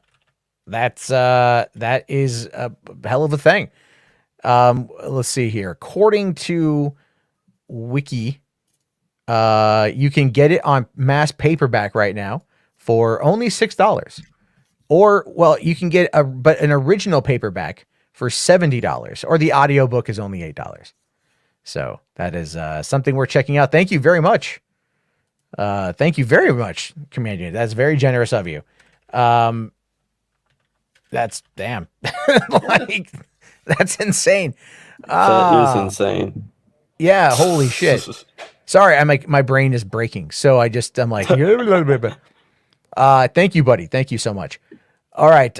Let us laugh at Doomcock getting fucking back on point. The dude got ratioed. Okay. So if you don't, like, Joe's asking what a Twitter ratio is. It's when you have more quote tweets than actual retweets, and you have like more replies than likes and retweets, and the replies get more attention and positive reception than your actual tweet itself. Yeah. So, and this is the thing. Normally Doomcock he doesn't get this level of challenge, but he fucked himself. He absolutely screwed himself yesterday. And it was Johnny Pop from 2 Cents on Nonsense with Enosh, who's a friend of mine, who's a great guy. And he actually brought this up here. He says, she's the president of Lucasfilm. All of her projects fall under her management. By your logic, then they should be shutting down production on Mandalorian season 3, etc., since she's an executive producer. Right. So this is where Doomcock fucks up real bad. He comes back and he just says, actually, as of October 30th, as far as we know, she's no longer president of Lucasfilm. Her previous contract expired. If there's an extension, we don't know what the terms of the contract are, but we do know from sources that John and Dave are not impacted at all if rumors are true. And there he is getting ratioed again. He's getting ratioed again. Yeah. But look at the quote tweets. All right. You're stupid. I mean, she still is. And it's a screenshot from the Lucasfilm website. It's another screenshot from the Lucasfilm website. It is this Bree here says, truly unhinged and deranged. George Carlin here, which you guys can't hear because it's whatever. Another person posting that same image of the Kathleen Kennedy website. The Pooks Says she's still the president of Lucas. Nothing you say will change that. You people are something else. Cade says, bro, what the fuck? Source, I made it up. Yep. And so, I mean, he just gets ratioed on there. And then even I come back at him here. I say, dude, are you fucking serious? Did you glean this from remote viewing into her office using tarot cards or other forms of the arcane arts? So someone said, I will take this with a giant salt mine. And Doomcock was like, please do. I'm always very serious and sincere when I say, since I can't confirm this stuff personally, since I'm not a Hollywood insider or H-Wood insider. I have a degree of skepticism as should you. But I've never had so many sources contact me the same thing within hours. Very unusual. I'm like, dude, we all know that you're very anti Kathleen Kennedy. Oh yeah. Let's see here. It's November 9th and she still ain't gone since there's been no official announcement. That's true. And again, more people posting just this image. He's got one guy here defending him. This guy called the Scotsman. One half Scot, one half sober. 100% Earthling. Well, you're a healthcare worker. Well, you know, when you have like 8,000 digits next to your username, I get a little wary. So yeah. Although that looks kind of like it could be a phone number. Anyway, I love this one here from Jace. There seems to be no sign of intelligent life anywhere. You know, I mean, again, it's kind of like this person here, OG Star Wars, trying to defend it or trying to say, it's still safe. But then, you know, again, here's the leadership page. And this is the leadership page, by the way. This is Kathleen Kennedy, leadership, president of Lucasfilm. Realize that they're trying to cover up the announcement. They're like, we can't have the announcement come out soon. So we're just going to have it say that she's the still leader, but then really have announcement that Dave Filoni has taken over. Oh yeah. Look at this here. Prior to joining Lucasfilm in 2012, Kennedy headed the Kennedy Marshall Company, which she founded in 1992 with director-producer Frank Marshall, also her husband. In 1981, she co-founded the phenomenally successful Amblin Entertainment with Marshall and Steven Spielberg. So you have to love it here. Like, she's so deranged. She's so gone. She's so full of wokes and woke wankers and everything else that he keeps saying that she's been fired. But the Lucasfilm website absolutely, positively shows her still being there. And then look here. Nicolo says this is pathetic. Darren here says rumors. You mean shit you made up. Bob Chapek said in March this year, Kathleen Kennedy will be in charge for many years to come. And then Sigma Male. This is great. Hold on. This is the same energy as people who say that Donald Trump is actually still president. Yeah. You ain't lying. You ain't lying. That is definitely true. Hey, Megapodtastic, who I believe is still in the chat, says, yeah, that's a load of horse shit. And then someone here, Neo Duskbreaker, is showing us it's a Mutahar. There we go. Mutahar laughing. I got Wings of Redemption saying stop. Yeah, there we go. You know what? You've been saying this for 4 years. It's getting stale. Stop lying for money. It's sad. From the sheriff. Star Wars' Life says, funny how this is the only source. Using the term as loosely as can be, you hear this nonsense from. And then again, people are just like, here we go. Actually, as of today, this is what you're talking about. Yeah, I shared the info. Did I ever say that she wasn't president? Didn't he? Let me just kind of come back up here. Didn't he just say to Johnny? Didn't he just say to Johnny here? As of October 30th, as far as we know, she's no longer president of Lucasfilm. Oh my God. So 12:39 p.m. yesterday. So yeah. So he says down. Say that. Yeah, I know. Watch the video. I didn't say it in the video. I didn't say it in the video, but I'm saying it here on Twitter. And this was done at, what time was this one done at? At 3:35 p.m., 3 hours later. 3 hours later, he's out there saying, I never said she wasn't president. What are you talking about? We don't know the details. This is absolutely, so you're making shit up that I didn't actually say. Who is making shit up exactly? You. Gil. You are making it up. I mean, again, we just proved that you had 3 hours prior. Says as of this, we don't, her contract is over and she's probably no longer president. So many people. Here we go. Holy fuck! Your fan fiction of Lucasfilm is literally just copying Trump fan fiction. That she's not actually in charge anymore. But coincidentally, everything you happen to like is conveniently fine and untouched because nothing she's a part of could ever be good. And Micro Dick is bullshitting again. Does anyone really think he had actual insider info ever? What makes you believe he ever saw a contract of this sort when they come with NDAs? And then people are just like, They're just, yeah. I mean, let me guess. You're also unvaccinated and believe the orange turd's still president. I mean, right? Like it's blasphemy that like it's like one thing to create lies, and it's one thing to create lies and believe those lies. Yeah. Like believe your own lies. You're at this point he either believes his own lies and like, you know, like we just saw, like that he said, when did I say she's ever not president? You say it every single video. And then here's the post that you found. Please do. I'm always very serious and sincere when I say, since I can't confirm this stuff personally, since I'm not an insider, I have a degree of skepticism, and so should you. But I've never had so many. Yeah, it's again, they're just making it up. But look at this here. 130 quote tweets. Let's see. Oscar here says, every Star Wars project is a Kathleen Kennedy Star Wars project, you overgrown condom failure. Yeah. So if she's gone from Lucasfilm, Indiana Jones 5 productions paused. Every production right now is paused.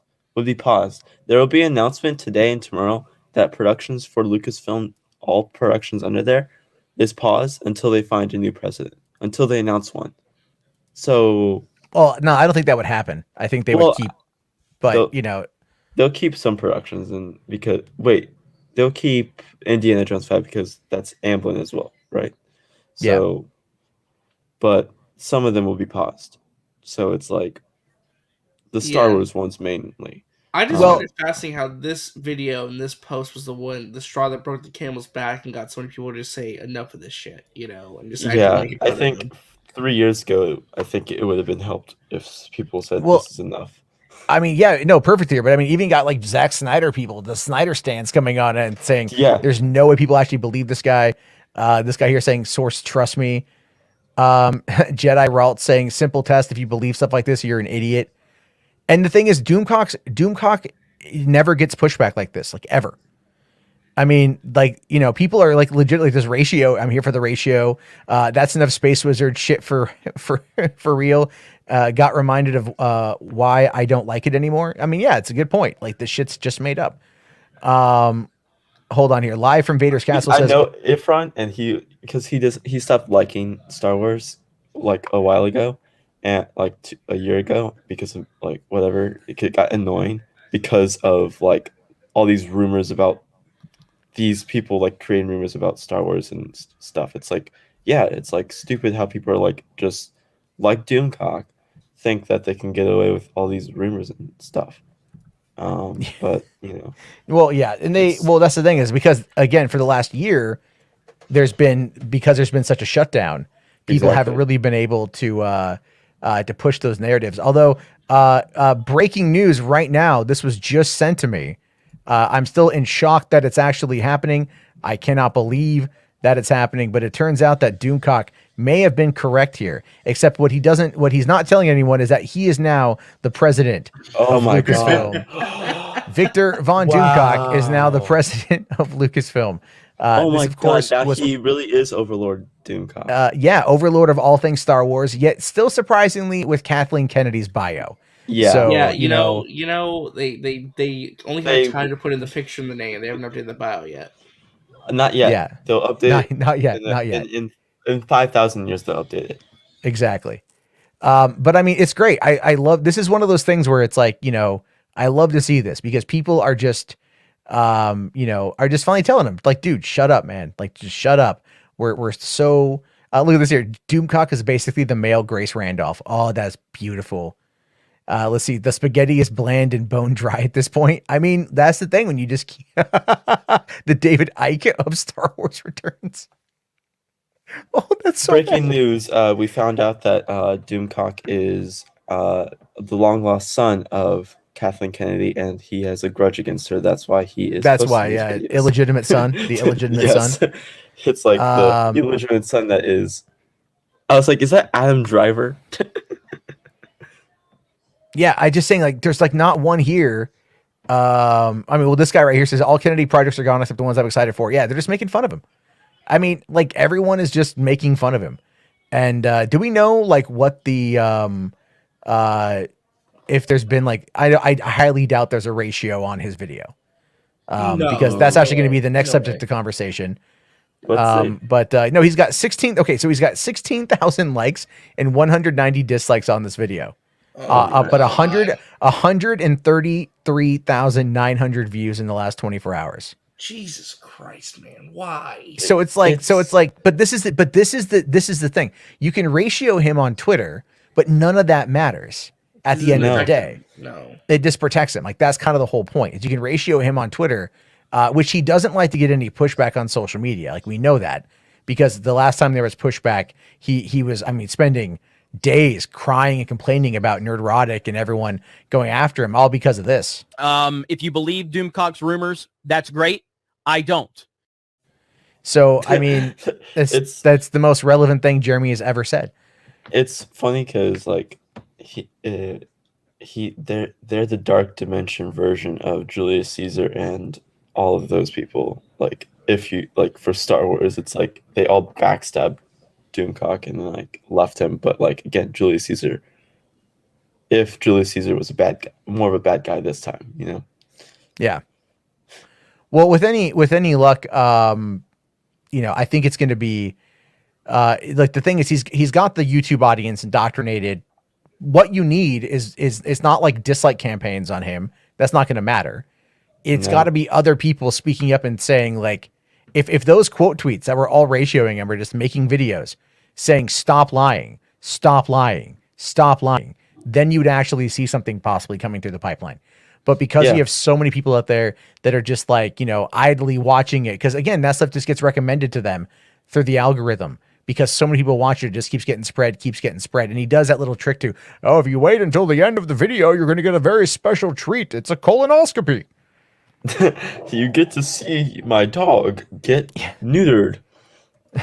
Sorry, Megapodtastic here correcting that faked image. Says his first name is Dictor. That is true. It is. Yes. That is true. All right. Doom or H Bars here with $5, buddy. Thank you. Says, is Doomcock done if his name is exposed? For one, I don't. Let me just quickly point this out. I've heard his name is Gil. I don't. That's what I've heard. Yeah. They say Gil on the stream. They're like, oh yeah. Okay. Gil. Yeah. So that's all I know. That's all I care to know. I don't care.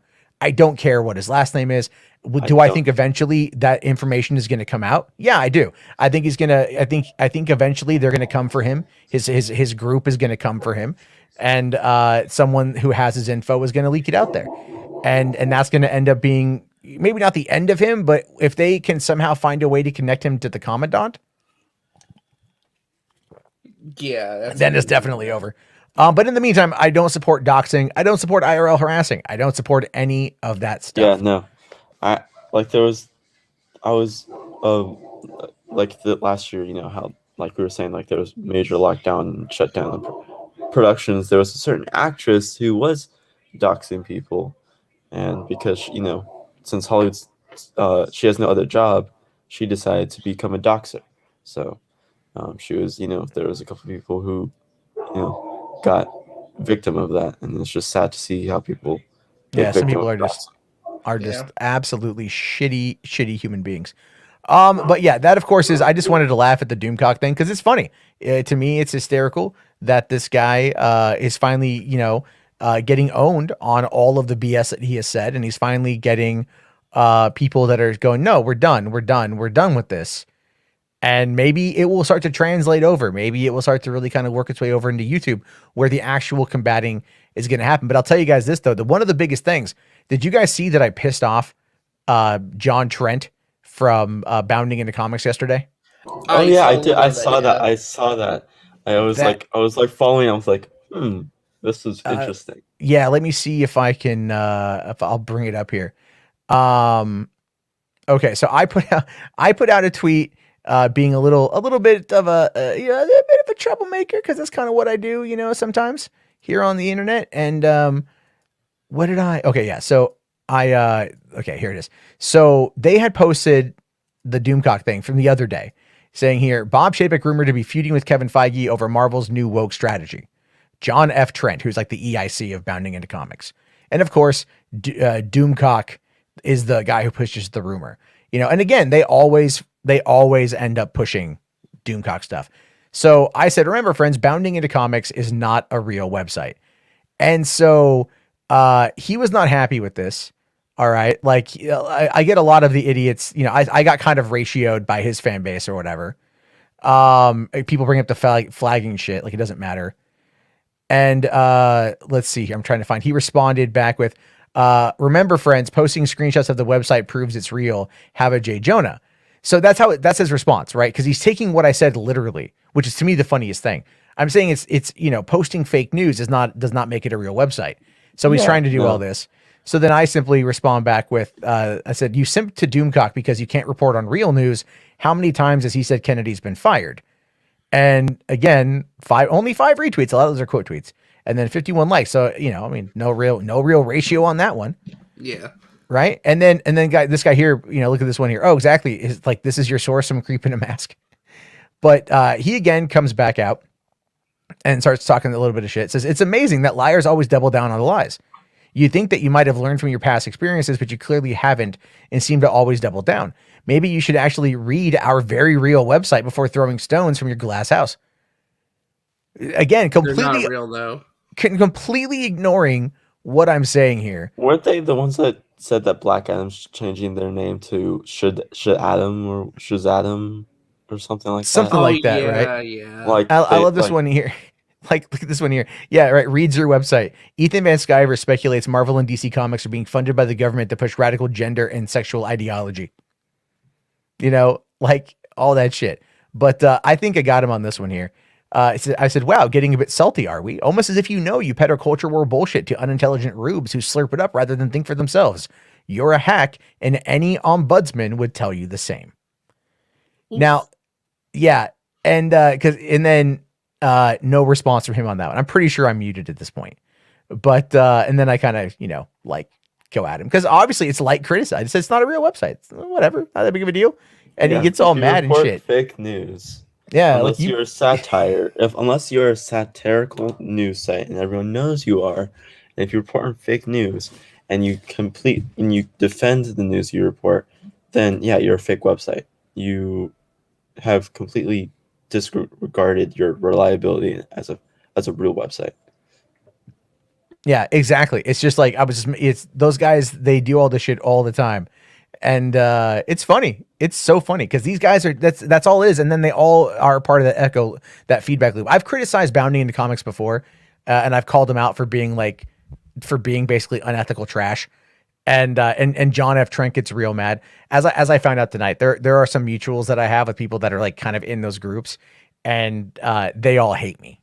Like they fucking hate me.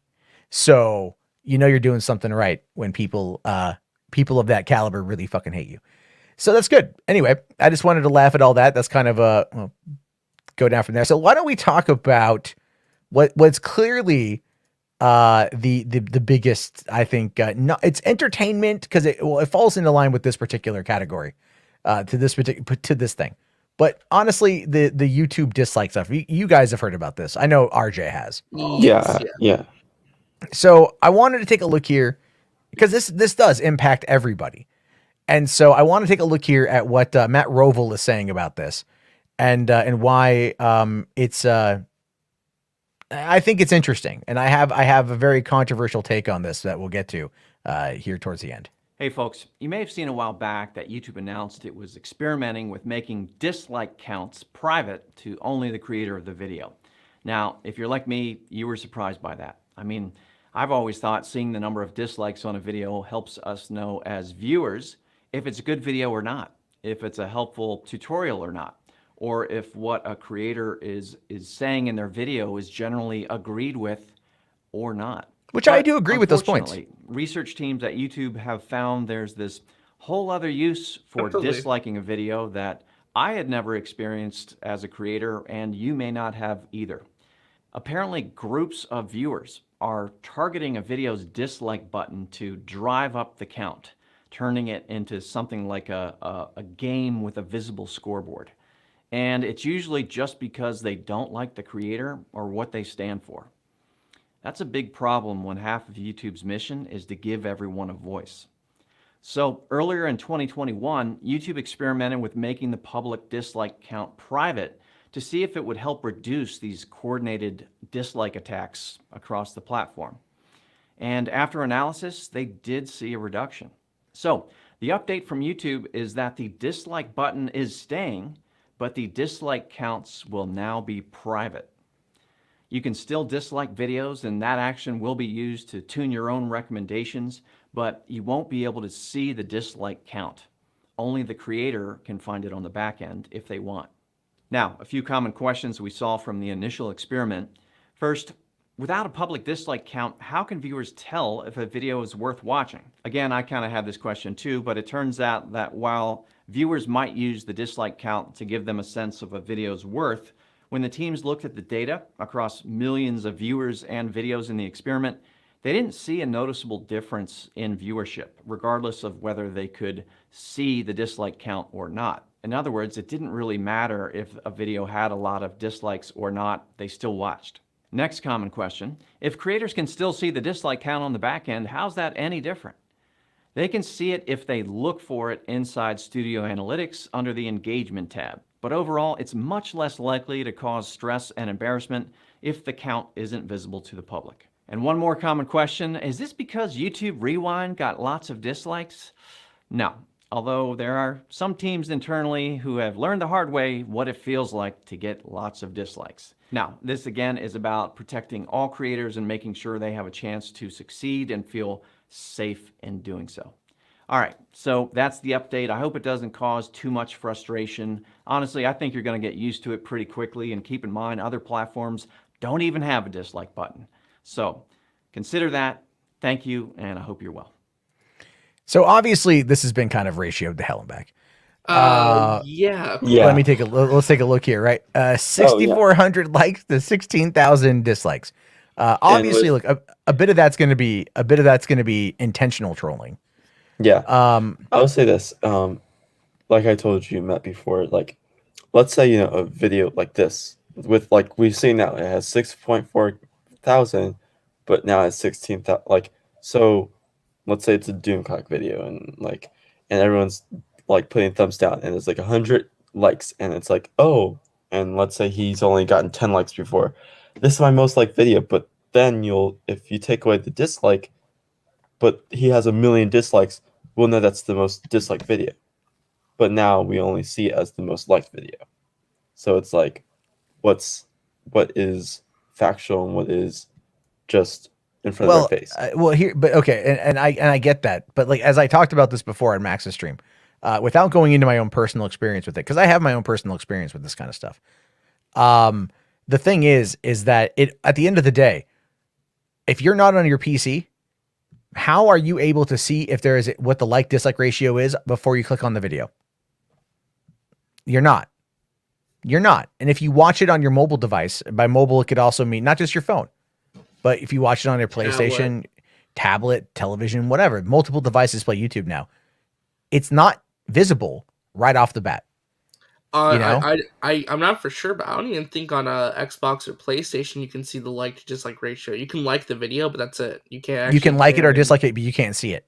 Yeah. And since right now, well over 55% of all average views, and it's going to be growing over time, are coming in through your mobile, it's really not something that a lot of people are going to see. Okay. The biggest factor as to why is what he was saying in that video is very true about it turning into a game.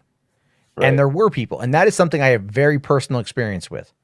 And I mentioned this on Max's stream, and I'll just quickly reiterate it here. When I had my controversy 3 years ago, there was a group of people in a 3,000 person Discord server that were operating with coordinated attacks on my videos after things went down.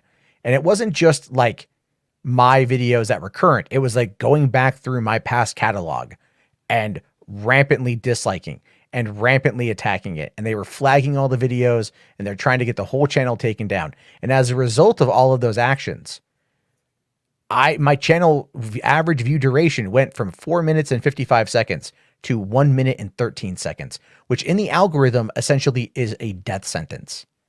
It is death by 1,000 cuts is kind of what I call it. And I've gone to YouTube. I've gone to different training events down in LA, whether it's VidCon or whether it is, YouTube itself. And I have had discussions about this with engineers. Keep in mind, this is in 2018, 2019, well before all of this stuff came out. And the reason why they weren't able to handle it back then was because everything is compartmentalized. The right hand doesn't know what the left hand is doing. And I think Lunga on Max's stream summarized it best. The people that this is generally targeting are those who abuse it for everybody else. Because if you are not happy with a video, you can just leave a comment and say dislike or whatever. So, you know, it's, that's the whole thing, is a lot of this stuff ends up being coordinated and it's abuse. Right. And, you know what is, I mean, I think that it sucks that this is what it's come down to, but otherwise what if they did X or Y or Z in regards to like having it be either you have to watch a certain percentage of the video before commenting or whatever. Obviously that's difficult to do. Now, what I think they should have done, to be fair, is they should have, like, for comments should come with an automatic timestamp associated with that. So you can see where in the video somebody's leaving a comment, very similar to, let's say, SoundCloud does that. Where if you watch on SoundCloud, you can see like where the comments are and you can get an idea of what they're thinking about at that moment in time. That would be a valuable contribution if a video is bad. It also helps it.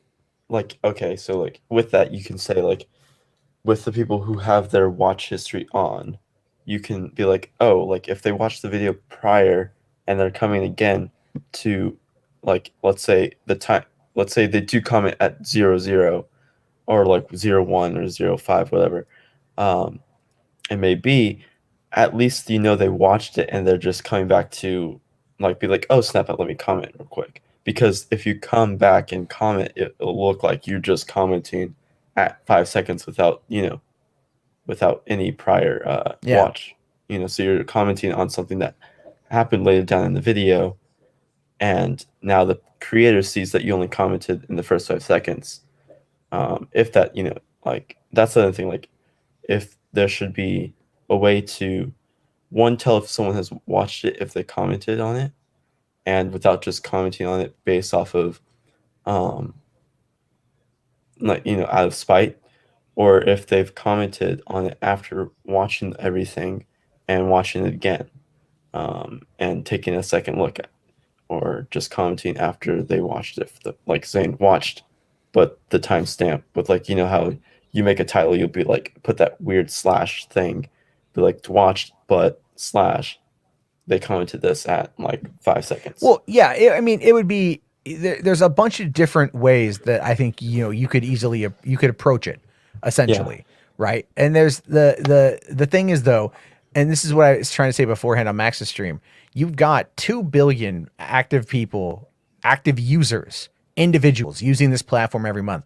It is the #2 search engine in the world. It is actively pursued by a lot of people. So the systems in place to keep it running smoothly have to work very consistently and very concisely in order to make sure everything kind of runs smoothly. And they're always trying to tweak things and fix things and make things a bit better for the users. The biggest issue ultimately is that there's only so much that they're able to do. And we have seen a lot of people, and I'll tell you this, one of the biggest things I think that they're talking about here, because I've seen people go, what about brands? What about brands? It's not about the brands. The brands are happy with any engagement that they get, good, bad, or the other. All right, because we already know about that. Like, Netflix doesn't care. Dislike the Cuties trailer all you want. Guess what? They're still going to put the movie out and support it. Dislike Dave Chappelle's Disclosure. They don't care. It's engagement to them. The mega companies are fine. But when you get a situation like a couple of years ago with James Charles, when he was accused by Toddy Westbrook of basically sexual assault, of groping that guy, or like, you know, hitting on that one guy. Mm-hmm. And that came out, and that caused James Charles to lose 3 million subscribers in a day, to drop 3 million subs. And Toddy gained 3 million subs. Very interesting how that played out. But also, it wasn't true. Well, hold on, let me finish. It wasn't true. That's the whole point. Right. It wasn't true. The whole thing was fake. And YouTube Rewind that year, which used statistical data in order to put together the rewind, featured James Charles' video explaining everything because of the engagement that it got. But that didn't stop James Charles from losing a significant amount of his supporters and the attack on his channel as a result of that. That is why, and the reason why I say that specific example is because just a week before all that went down, James Charles was photographed many times at the Met Gala with Susan Wojcicki, CEO of YouTube. And I said flat out, something is going to change as a result of this. And this is what I think some of that rollout is. It takes some time to get there, but this is what it is. It's that there are people out there who weaponize YouTube, who weaponize attacking someone's channel, and they are able to do some serious damage to that. And again, to use myself as a personal example here, when my channel was as hit as it was, and it dropped my average watch time down to as bad as it did, when I spoke with the guy who Matt Koval, the one video we just watched, his predecessor, I got that guy in a private chat one night and I explained it all and I showed him all the data. And his response to me was, well, it was probably better for you to take it. I think at that time, like I had 125,000 subs. He goes, it's probably better for you to just start a new channel rather than trying to salvage this one, because it had been so damaged in the algorithm, so damaged in the system, that there was no point in trying to rebuild everything I had already lost on that particular channel. And here's the thing too. So I have gone and I have unlisted all the videos on that channel. I haven't posted over there in a while. I don't plan on it. And the thing is that even just yesterday, someone came over on an unlisted video that they still have access to, whatever, and they posted a comment saying, just came here to dislike and tell you to go fuck yourself. Yesterday. Still happening. Is it minimal as compared to what it was 3 years ago? 100%. But is it still happening on a channel with no content that's visible, that's not active in any way? Yes. That's why something like this is probably needed for the necessary, because there are people out there who are going to get that level of fallout and that level of harassment. And is it always warranted? No, it's not. And so trying to argue that it's all because of the corporations, the nuance is so lost on so many people who just view YouTube, but don't actually do YouTube. That's what I'm talking about. No, I totally get your point. I mean, end of the day, I have mixed feelings about the entire thing. I'm a little concerned about the way it's going to be implemented, if it's really going to make a difference at all. But ultimately, you gotta wait and see. You know, I will say right now, I'm not personally a fan of it, but I will give it a chance and see what happens. I mean, I honestly, it's not worth losing sleep over. End of the day, like it really. No, it's not. It's not worth losing sleep over. It's really not. It's at the end of the day, like they've already been doing this for like 6 months. You know, it's a slow rollout. It's kind of like this. I mentioned this before. Remember when they hid the live API for YouTube subs? Oh, yeah. You can't see how many, because we looked at the Campea thing. Oh, he gained 1,000 subs a day, but we can't see the exact number. And so that's not even like, you know, so that's kind of the whole point, is that it's, you know, you don't always get to see it. So because they hid that data, and they hid that data because people would host watch parties when there was like that James Charles thing. There'd be tons of live streams. Watch James Charles channel die in real time. And they turned it into a party. They did the same thing to me. People were doing live streams of watching my channel subscribers just plummet back in 2018. They turn it into a party. They want to dance on a corpse, kick somebody when they're down, abuse it. That's why they lose it. If people were less shitty, this shit wouldn't happen. And the thing is, you're never going to be able to control anyone actually doing it. You never are. You're just never going to be able to. Human suffering is very popular, you know, very popular, especially on the internet. So you're never gonna get around it. And this stuff comes across as victimless because, oh, it's just, I'm clicking a button. That doesn't harm anybody. No, it doesn't. But when thousands and thousands and thousands and thousands of people do, don't you think that pile-on is a problem? Right. And yeah, because you can definitely, dislikes can discourage certain creators for making videos. So if they see that their audience can see their dislikes, it probably can discourage them to do something for their audience is. And also, like you said, it can also cause pile-ons where people are just making fun or having ratio parties and sending people to dislike your video to see how many dislikes and likes you can get. I was gonna make a dumb joke, but I'm sure people like DSP and Wings of Redemption are breathing easier today. I mean, look, like on the other channel, you know, I did disable likes and dislikes on the other channel, and I get a lot of shit for that. But I do that again to de-incentivize the massive dislike campaigns. And so and the thing is, that's the whole point. It's all about a visual representation. If you take away that visual representation, then that's not, you know, then you're going to lose interest in coming back to see if it's as bad as what it is, because you're not going to be getting that dopamine hit. So you take that away, and that's where we find ourselves. And that is just the reality of this world. And it's not about like, stop everything, my feelings are hurt, Howdy. It's nothing to do with that. We're talking about like actual coordinated attacks on people, which have been growing. There are, like I said, there are Discords that do this. There are other groups online that do this. And I've been vocal about this for a number of years, and I always get attacked for it, but I've maintained my stance. And I don't like it. I don't wish anyone would get harassed like that. But at the end of the day, it's like, it's not that people need an echo chamber. It's that, like, you know, seeing that dislike without any explanation as to why, it doesn't help a person grow. It doesn't help a person achieve to be better. It just tells them that they're a fucking piece of shit, or you don't like them for some reason. And then they're going to go, well, why?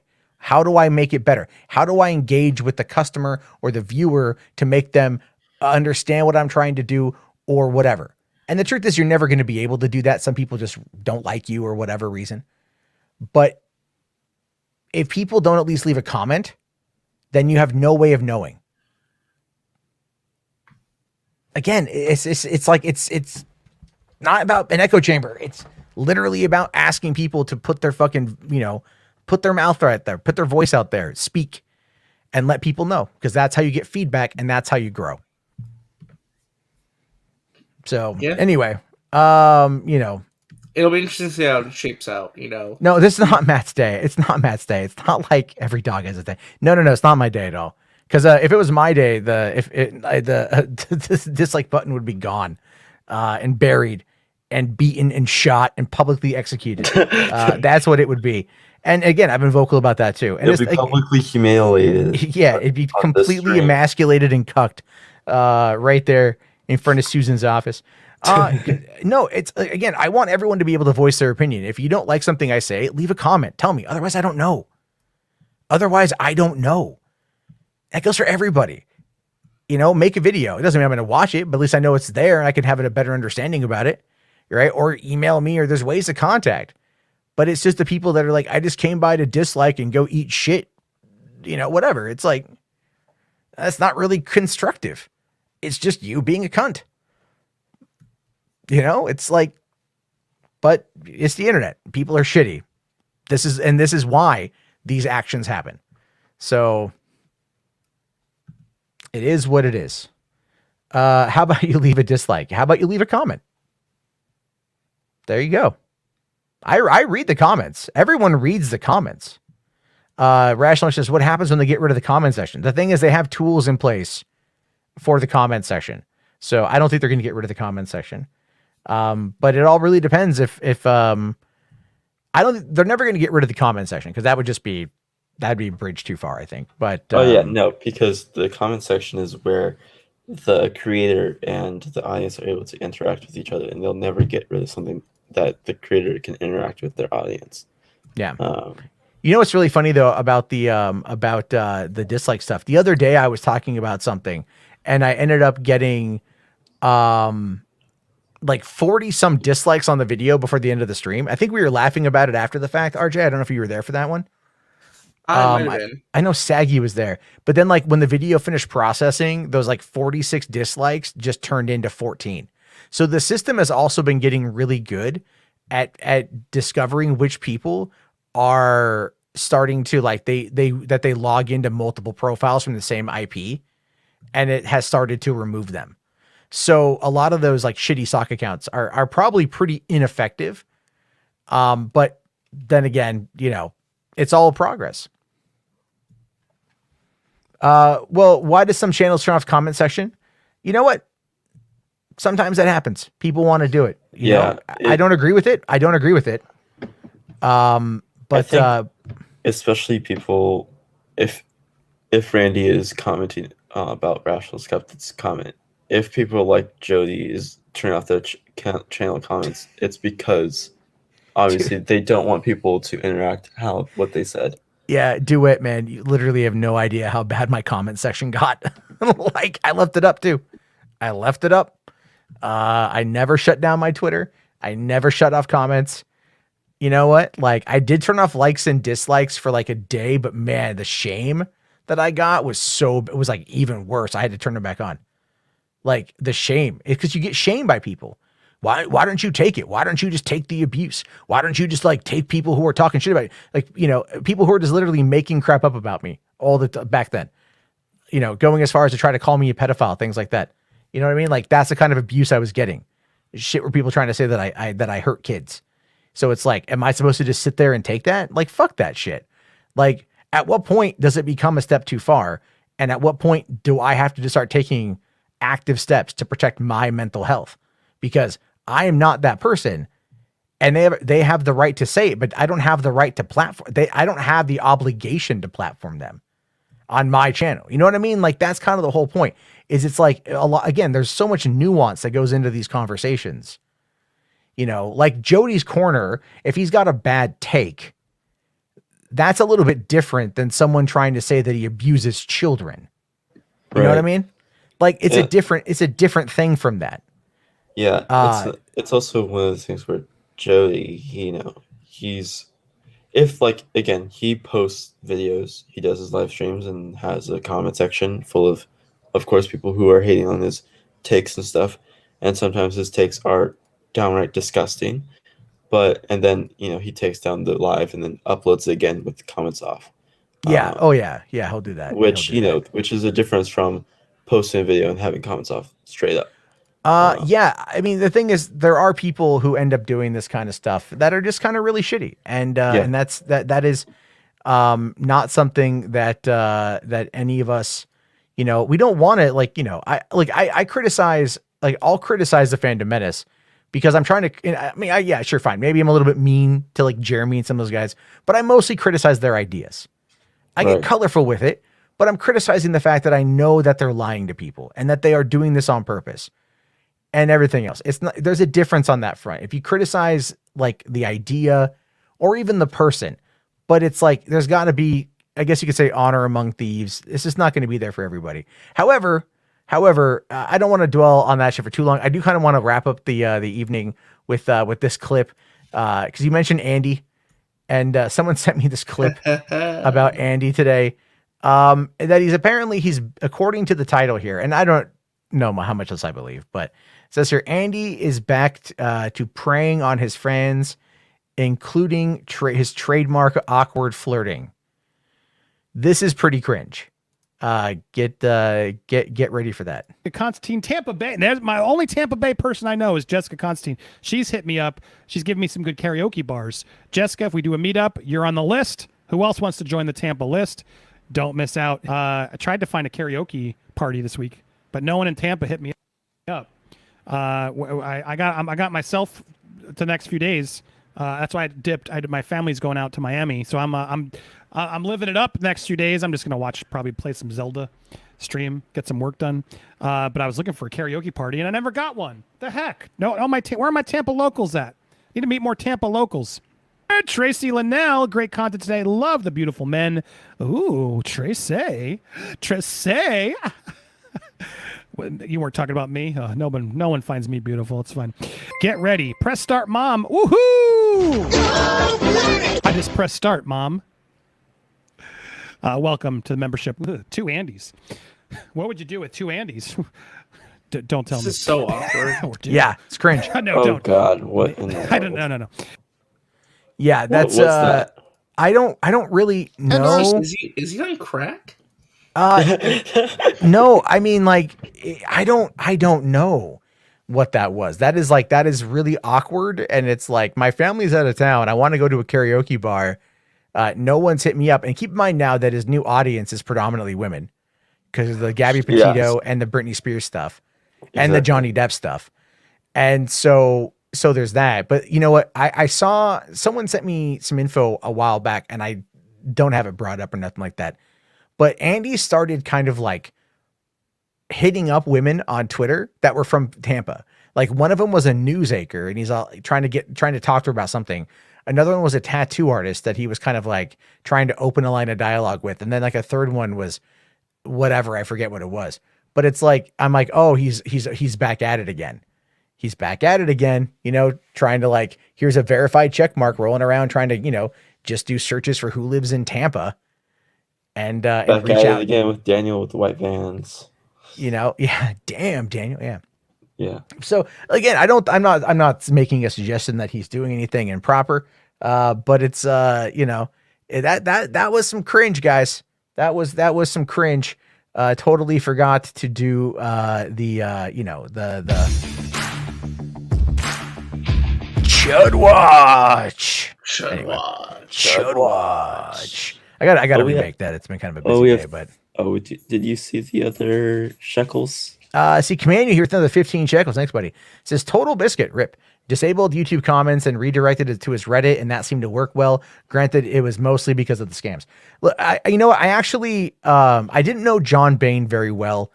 I talked with him a couple times at the beginning of Gamergate. He actually followed me on Twitter for a brief moment in time, and man, his death hurt. That rocked me hard, man. I was at Penny Arcade Expo in 2016, so about probably 9 months before he passed away, and he was there, and I really wanted to talk to him, but he was busy at the time, and you could see that it had taken its toll on him, like the cancer, but he was still trying, and that was the thing. Up until the very end, Total Biscuit was very much up until the very end, trying to do the stuff, and I would like to see more consumer advocacy in the way he did consumer advocacy against, you know, the shitty practices of some of these devs. And some of the devs in gaming are very much like that. Right now, Jim Sterling is like, you know, one of the only people I think that's from the old days, and their content is just trash. And then you get people, you know, other people they do it, but they don't do it like Total Biscuit did it. Mm-hmm. You know, they don't do it like that. He was one of a kind. And I just realized it's been like 4.5 years since he died. Jeez. You know, and I met him actually. I met him at a convention, and I cherished that moment. You know, I think it was just a few months before he passed away, actually, believe it or not. Yeah, he you know, I really, really, really liked Total Biscuit. A lot of people did. That was a big blow to the community, and a big blow. I don't cry like when creators pass, you know, like, or celebrities really. But I felt it real hard when Total Biscuit died. And, you know, and that's kind of the whole point is like, you're right, Command Unit, like shutting off the comments and directing people to another place is a great way to do it. And it's going to foster the community of people that you want to have there, the ones that are going to be engaged in it, the ones that are actually going to want to talk with you about the topics you have there. Yeah. Otherwise, if you just leave it open, like anyone can come on in. I mean, I've even noticed that like places like 4chan have become a bit more curated over time. Like we said before with the whole timestamped comments, like you have people who may just come to a video to comment some BS out of spite, and they don't know what the thing you said in the video, but they just hit you for some reason and say something. But like what Total Biscuit did, it was like he shut that down and was like in the video, throughout the video, he was like, oh yeah, go to our Reddit forum and talk to us there, you know? Yeah, but like, honestly, it's a great idea. Like, I mean, yeah, it's not that I'm going to do that myself or whatever, but, yeah. You know, cause I do read the comments. I don't always respond, but I do read them. And yeah, like I hide shitty comments. I don't fucking care. You know, like if you have a good point, if people come in, they're just like Boulder, I'm like block, you know? But cause when I criticize the Fandom Menace, I usually get a fair amount of those kind of comments, you know? Right. And that's fine with me. I do it to trigger them. But no, but again, at like the end of the day here, guys, cause I kind of got to start wrapping it up. it's this is a very complicated world we find ourselves in, this YouTube platform. Anything they do is going to be looked at as either good or bad, for a multitude of different reasons. And neither answer is ever the right one. It's something that they're trying. And that is what should be, touched upon. I'm hoping that this new guy, this Mark Koval guy, he was a content creator before becoming the creator liaison. So he has a foot in he has time spent in this world, and he's not coming at it from a corporate perspective. So he's going to try to offer up information and insight in order to better understand what the creators need and what the community needs. And that's a good thing, because where this platform is going in the next couple of years is going to be very different. And I'm hoping that we can get away from this constant hate economy that everyone seems to always dive on. I mean, tonight, we kind of mocked John Campea a little bit, but it was really just about the watermark stuff. And that's it. Like that's fair criticism. We didn't attack his character. No, we didn't attack, To be fair though, how can you not kind of laugh when I'm talking about Tobey Maguire's penis? I'm just saying. Yeah. Take a look at Tobey Maguire's ball sack, where my watermark is right above it. Yeah. It's just I should put my watermark above his watermark and just go like watermark inception. Be like, look at John Campea's watermark and you see Hollywood After Dark. Yeah. Well, okay. Pronos makes a point. Okay. I will address this real quick. YouTube is about money. I'm telling you, this is about big business money. You're not wrong in many instances, but like I also said, they don't really care about that, because it's still engagement. They're going to very much be okay with a lot of shit because they keep coming back. If Blizzard's still going to put out content. Now, look, the Blizzard situation, the Activision situation is terrible. Look at Call of Duty Vanguard that just came out. Did you even know that game came out? No, and didn't care because it looks horrible. It's Sledgehammer and Sledgehammer. I think I knew it came out like last Tuesday, but other than that, I had no clue that they're making. Yeah, their big usual thing was, their big promotion is all gone. Yeah, their huge stuff is all gone, and that's because of this situation. And no matter however amount of videos they put out, if they're going to get hit regardless, no one, they're not. That's not the problem. The problem is, are those going to have any impact on the sales? Probably not, because the people out there who buy Call of Duty games are going to know a new Call of Duty is coming, and those are the people. I think they have I could have sworn I saw a stat the other day that said something along the lines of there's like 55% of Call of Duty buyers buy the previous entry. So it's like they already are bringing with them people, from like the year before. I tend to skip a couple years. I got Modern Warfare. What was the last one that came out? Not Vanguard. It was Cold War. Cold War, yeah, Cold War. I didn't play it. I got it with my PlayStation 5. It was okay. Okay. See, I loved Modern Warfare though. I loved Modern Warfare. The campaign was good in Cold War. It was just everything else. Yeah, but that was a Treyarch. I'm not a big Treyarch fan. I think Zombies is trash. No, Zombies is good. Zombies is trash. It's trash. No, Zombies is trash. It's been trash ever. No, hold on. It was really good initially for like the first up until Black Ops 3, kind of, and then it just got bad. It got really bad. I just feel like they're trying so hard on that. But then again, I think Warzone is good. Outside of the cheaters, I think, I look at Warzone and I think, man, an open world Call of Duty game would be pretty cool. Yeah. Apex is better. I'm sorry, Apex Legends is way better. God, you're such a freaking zoomer. Warzone sucks. I'm sorry. I hate it. I really how do you feel about PUBG? Oh my okay. God.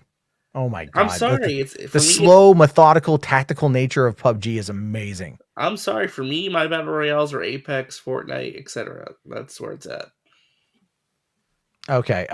Let's see. Command Unit here is asking us to react to Total Biscuit wins Trending Gamer Award 2014. All right, I remember that. I remember. Yeah, we'll do that one, man. We'll do that one. Biscuit, man, trending. Didn't Boogie win one year? I think he was nominated the same year. Yeah, maybe. I haven't. I got to try to get Boogie on here one night. I got to hit him up, be like, "What's up, bitch? Come on and hang out." Because okay. All right. And then H Bart's here says, I wanted to play Cold War, but it was bricking next gen consoles. That is true, by the way. It was. Yeah, it was so glitched at launch. Oh, dude, don't even get me started about fucking about what was it? Oh God. Modern Warfare by the end was so bloated. I had it on PS4, and what happened was it would actually, if I did not shut down the game, like go into the menu and close it out on my PS4 before turning off the system, oftentimes when I rebooted the system, it would erase the game, not my save file, the game. Yeah, I've heard about that. And then I had to like install it and then re-download like the 200 gigabyte patch. And I'm like, I just can't. Like 200 gigabytes, 220. It takes like hours. And the thing with Sony is that they didn't put the infrastructure on the system into the netcode. So the downloads are very slow. Yeah. Whereas my Xbox 360 or my Xbox Series S is like, I downloaded, I think I got like a Ghost Recon Breakpoint. It took me like 20 minutes to get like 60 gigs. You know what I mean? Like I was like fucking insane. Also, by the way, did anyone here see the Grand Theft Auto San Andreas remastered gameplay footage that leaked out today? I bought the game. I actually bought the game. I actually am playing it right now. So you can play it right now? Yeah, it came out at 11 p.m. my time. I thought it came out on the 12th. Nope, it's out right now. You can buy it right now. Hold on here. Yeah, it's $60 for all 3 games. You can only play San Andreas standalone if you have Game Pass. The other 2 you cannot get. If you want the other 2, you got to buy them on Xbox. Oh, okay. Well, I do want I got it on PlayStation though, so I just bought all 3. Yeah. Which one are you playing right now? I'm gonna go in order. I'm playing 3 right now. Okay. How's it feel? How does it feel? How do the controls feel? It feels okay. The driving's still very floaty. The graphics are. I like the art style changes. I think it looks great. They've made there is some control differences, like you know how GTA 4 and 5 had like the weapon wheel. Yeah, they brought that into the remasters. That makes sense. Same for the radio. The aiming feels a lot better. There's no lock on aim, but it's more free flowing. It's a little easier to aim and kind of do stuff. So again, my only complaint is like it's some of that same floatiness from the PS2 games is still there. Okay. I mean, you're never going to get rid of that without a full remake. Yeah. But it's good. It's good. I'm enjoying it. I feel like it's going to get better when I get to Vice City and San Andreas because those are like the more refined games, you know? But man, but GTA 3, I'm just like, I remember I didn't own a PS2 when that came out, but I had a copy of GTA 3 and I would take it to my friend's house who had a PS2 just so I could play it. And then yeah, I remember when San Andreas came out, my friend asked me to go pick up his copy from GameStop, right? He's like, I'm at work all day, go get my copy. I'm like, all right, I'll go get it. So I go and I go get it. And then I come back home and I had a modified Xbox at the time that I could just put the disc in and copy. Mm-hmm. And so I opened up his game and I put the disc in and I copied it and then I gave it to him. He's like, it's open. I'm like, yeah, it is. Because I copied it to my system. You're welcome for going and getting it for you. No, it's funny. For me, I didn't have as much like GTA 3. I played a lot as a kid when I was like 7 years old. It was Vice City actually I had the most memories with. Vice City was the one I would play all the time. Vice City was awesome. I never played San Andreas though. That was the one I skipped over. But I was San Andreas is the one I've never played. How did you skip San Andreas, man? Get on the damn train, CJ. Like, how did you skip that? Man, that game, that one actually has like an RPG system into it too, like a progression system. Like you can actually make CJ like get fat, right? Like he can eat food and get fat. and then you have to like get on the bike to like make him like lose weight. You can go to the gym and get buff and stuff. Like, dude, man. Yeah, no. I'm excited to play San Andreas. It's just for me when I was a kid, it was all about Vice City. Vice City had the soundtrack. Vice City had the soundtrack 100%. Yeah. The remasters changed the soundtrack a little bit though. Some songs I couldn't get, sadly. Yeah, but I heard they added some other songs in too. So I don't know. Yeah. But I actually bought the Vice City soundtrack for the 80s for the rock station. And that was great. That was just, I loved Vice City. It was, that's the one I want to play. It's all like the memes, like what Big Smoke and the yeah. See, if you don't know those memes, dude, Rational here says, but Matt, will it have the hot coffee mod? No. No. Wait, wasn't the hot coffee mod like a legit thing? Like, yeah, the hot coffee mod was something that was in the game. It was a sex mini game. And someone modded it, and then that caused this massive moral panic. Like, imagine how crazy people got over like the gay couple in fucking Eternals, and then just imagine those same kind of cringy conservative types losing their mind over sex in a video game. Let me guess, like, it was 2000. All Fox News. It was, Jack Thompson was talking about it a lot. You remember when the first Mass Effect came out, right? People were losing their minds over the Liara sex scene. Yeah. I remember that. Like, two women can kiss each other and be butt naked. What? Yeah. Oh, I mean, a lot of people ended up going and playing it because of that too. I'll tell you this, man. I just remember the fall of 2007 was Modern Warfare, Mass Effect, and Assassin's Creed, the first one. That was a tremendous winter release for those games, man. I had a lot of fun. And then the next year I got into a relationship, and that one took away a lot of my video game time. This is why it's best to stay single, folks. Don't lose your game time. Anyway, I'm kidding. I'm totally kidding. Have children. I'm getting sleepy. But all right, let's take a look here at the trending gamer. This is an oldie but a goodie. Gotta love Total Biscuit. Trending Gamer was Boogie presented. Boogie what? And the winner of Trending Gamer. God, Boogie looks so much better now. They make these tricky. That's a little bit.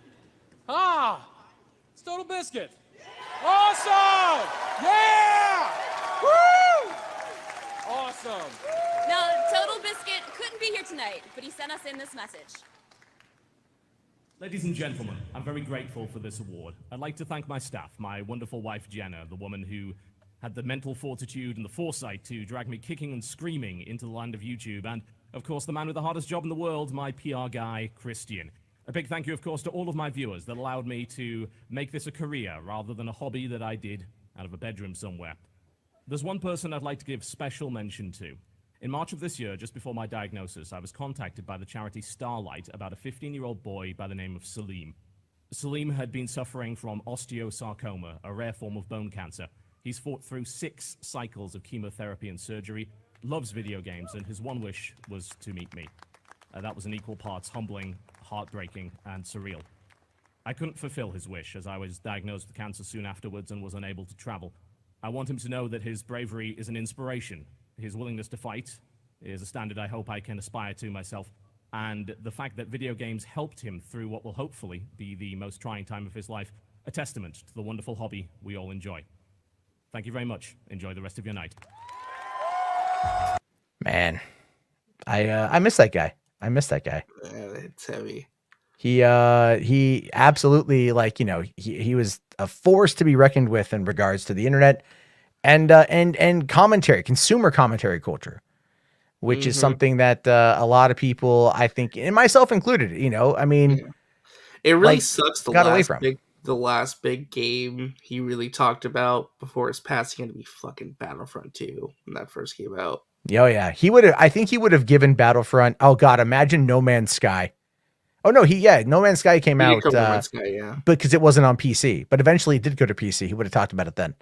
Yeah. Had to come out. Or what about, like, what was it? Outright. Oh God, Cyberpunk 2077. He would have had. Could you imagine the Total Biscuit video? Oh man, that would have been golden. That would have been golden if he would have done that. I would have. I mean, look. Here's the thing: is I liked Cyberpunk 2077. I'm waiting for all the updates before I dive back in. They delayed them again to next year. I know. Late next year. I know. I know. They should the game, but you know what? I've got it. And when it's ready, I'll be able to go back in. In the meantime, there's so much more things to play. The Xbox Games Pass is a fantastic deal. And that's going to be the best part about it. So, hold on. H-Bart's here. $2, buddy. Thank you. Says, you and Angry Joe talk. Dude hated you for a while. No, no. The Angry Joe and I have never spoken, but I was in a couple of his videos. Yeah, I was in a couple of, I think the top 10 worst gaming moments or gaming controversies. Oh, the Gamergate thing. Yeah. The Gamergate thing. And like, yeah. I think I was in either it was like 2013 and 2014 or 2014 and 2015. I forget really when it was, but I told him at one point, I said, like, I tweeted him and said, hey, if you're looking for some more, can you get me in to this next year to make it 3 for 3? Can we do that? And then he ignored me. That's okay though. That's all right. We all have dreams, but I've been there close to the sun like Icarus, but then my wings of wax melted. But yeah, I think it would have been really funny for Total Biscuit to go after. He would have got Ada Princess. Imagine The Last of Us Part 2. No, he actually would have been okay with The Last of Us 2 because it wasn't talked about it right away because it's on PC release. Though. Yeah. It's he might have touched upon it, but he would have been like, the leaks are the leaks. You got to play the game, blah, blah, blah. But he would have probably talked about it. Oh God, Fallout 76. That's right. Taylor brings up. That would have been. I mean, don't get me wrong. They turned that around just like Battlefront 2. They've turned Fallout 76 around. True, but nobody acknowledged. Yeah, I own it. I have a copy of it on PS4. It's never gone into my system. I just I bought it. I got it for like cheap. It's like $17. And I got it. I'm like, yeah, I should really being so excited for that game, and then it came out. It's like, I was never. Now, for me, I always thought it was kind of a bad idea. I just wanted another standalone Fallout game. But for me, really, at this point, when it comes to Bethesda, it's like, just give me the Elder Scrolls. Just give me the Elder Scrolls. I'll be happy. Well, it's funny you mentioned that because I think Fallout 76 was the straw that broke the camel's back, but in a good way though, because I think that game taught them, because they made that game purely because they wanted for monetization. Because remember, they weren't owned by anybody. But now that they're owned by Microsoft, I feel like now some of those, they don't have to worry so much about meeting demands in terms of monetization and like making all this money. They have the support of one of the biggest digital companies in the world, infinite amount of funding. I think Bethesda's in a better place now that they're owned by Microsoft versus when they were just a third party, Yeah. So I think when they were just a third party, they were making a lot of dumb mistakes and dumb decisions because they're like, we need to make money. We need to be like a company that can thrive. But now that they're owned by somebody else, they're not really worry about that anymore. So, well, I think in part of it too, because they were owned by ZeniMax, and then ZeniMax, but ZeniMax probably was like much. Well, more. ZeniMax was the one that pushed the Elder Scrolls Online. They wanted the games as a service. Yeah. So Microsoft they were heavily care about that though. They just want the content. Yeah, I mean, I think the fact that Elder Scrolls Online has done very well. I mean, the Morrowind expansion I hear is very good. I've wanted to dive into it now that I've got the Xbox Games Pass and like I can get all that stuff. But then I'm like, oh God, I have barely any time to play games as it is. So it's like Matt Zeno's correct though. Skyrim next gen came out today. And yep, I was replaying Skyrim, and then I saw that was coming, and I'm all like, okay, I'm going to pause playing Skyrim for the next 2 months until 11/11 because oh my God, it's 11/11. Holy shit. 2021. Man, it's one of those things. Do you remember where you were when Skyrim first released? Hell yeah, 11/11. Yeah, I was in Burbank, actually. I was in Burbank, and I went to the GameStop there because this wasn't like, they weren't doing like no 9 p.m. release at the time. It was straight up midnight. And so I go down there, and I had to go trade in a game to buy it, to finish paying it off. So I'm going in there to take care of that. And the line was at least like 500 people deep for Skyrim. Jesus. It was massive for one game, dude. This is Skyrim. All right. This is Elder Scrolls. This shit is big. That is an event. Skyrim is an event. Or I should say the Elder Scrolls is an event. And so what was really funny was that line was so long. And I walk up and I trade in my stuff and I finish paying it off. And the girl, without even thinking about it, reaches back, grabs a copy of it on Xbox 360 and hands it to me. And it says, enjoy your night. And off I go. And there are people who were waiting in line were looking at me with like daggers in their eyes. Like, how did you get it by just walking in and getting it? You know, I was expecting to wait a couple hours and stuff. So it didn't happen. But anyway, yes. Okay. So the Skyrim Xbox Series S, how big is the download patch on that? Cause that might be, I had no clue. Yeah, because it's 1 a.m. now. I don't even have time to go dive in and go check it out. But with that being said, guys, I think it's time to wrap it up. It's been a fun near 3 hours. We have, hold on. H-Barts with $2. Thank you, buddy. Remember the Xbox One DMCA disaster? I remember that for the legendary Angry Joe reaction video. That always makes me laugh. So which one was that? Which one was that? The $7 one? No, that was a YouTube rant. That was a YouTube rant. Yeah, that was the Angry Joe rant. It was like when they did their reveal event in May of 2013. Oh, I remember that one. Yeah. It's right before E3. It's like television. Yeah, you can hook your cable box into your Xbox One and then watch TV. Halo on was getting a TV series from Steven Spielberg. That never ended up happening. Also, remember, do you guys like Call of Duty? Here's Call of Duty Ghosts, and it's realistic dog fur. Television. Oh God, Call of Duty Ghosts. Oh my God, horrible game. Infinity War. I mean, but that was also right after the main guys left to go over to Respawn, but the form Respawn. However, yeah, like I remember, so in early 2013, where I remember watching the PS4, the reveal, and I was like, all right, that looks pretty cool, because I was an Xbox guy. I was an Xbox 360 guy. 100%. Yeah, the PS4 reveal was very subdued. It was more like, here's the tech stuff. It looked cool. I was like, all right, that was pretty good. And then, all right, I'll check it out, And then I'm like, but it wasn't the one I was going to get. I was going to go for. Yeah, I think only big than that, but the PS4 reveals, they announced what? They announced a new Killzone and a new Infamous game. That was it. Yeah, and for one, Infamous was like not a launch title. It came out a few months later. Yeah, it came out in February. Yeah, but it was good. Infamous Second Son was really good. And Killzone was also really good, but then unfortunately, because of Horizon Zero Dawn, Guerrilla has now officially retired the Killzone franchise, which sucks. Because I would love to see them pick it up. Don't worry. It's their property. They're like, unless someone could like remaster or remake one of the older games. And then what? Port Killzone Mercenaries from the PS Vita over to the PS5. Yeah. I mean, for one, start porting over a lot of the PS Vita titles, like Uncharted Golden Abyss. Like give us some. I'm shocked they haven't done that yet. The Vita was a really good system. Like it was a really good system. It was really good. It was just hampered by bad choices. Bad tech, bad choices. I mean, like the worst choice being the memory cards. Well, that was also you don't remember the PSP. You were like. You were in diapers when the PSP came out. I did have a PSP. Do you remember? But do you remember how much the Sony proprietary memory cost back then? Oh, it was like $200 for a gig. A gig. No, there's no way it was a gig. Yes, it was maybe $400 for the gig. Yes, yeah. If you wanted to go, is that possible? Because this was like 2005. They didn't. I mean, look at how much the space has increased, right? Over the years. You can now get a micro SD chip that's like 2 terabytes, right? Yeah, for your Nintendo Switch, you can buy what was like a 164 gigabyte micro SD card for like $30. Not even that now. Yeah, you can get those now for like $15. I buy them all the time. They're super cheap, and you buy a 64 gigabyte.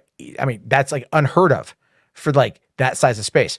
But go back 15 years and everything was like, it was, I forget the name of the memory card that was for the PSP, but it was insane. It was like really insane for how much it cost, to play some of those games on. And then that was a lot of it was just like, cause you could watch, you had the UMD, so you could get movies, which was very weird to like have that as a software.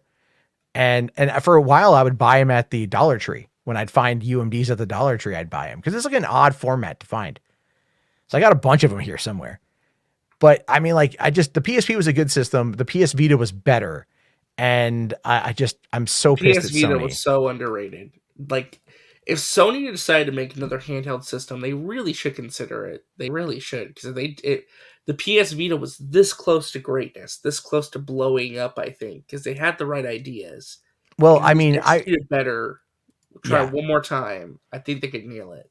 I think I had the Nintendo DS on launch day when that came out in 2004, and I enjoyed the system for what it was, but it was so clunky. The 3DS was much better, but I feel the Switch is really a good move forward. The Switch is the pinnacle of portable gaming right now. Yeah, but I think the Vita would have actually given the Switch a run for its money, because the Vita had some killer apps. And it had a lot of good homebrew shit too. The Vita would have destroyed the 3DS in some regards had they not botched some of the technical aspects and some of the marketing. Yeah, well, they were also trying to follow, I think, in the the touch-based gaming was a big problem. And then remember the PS TV? Oh God, yeah. Like, do you want to play? I I have one. I have one somewhere. I might need that. Those are super rare.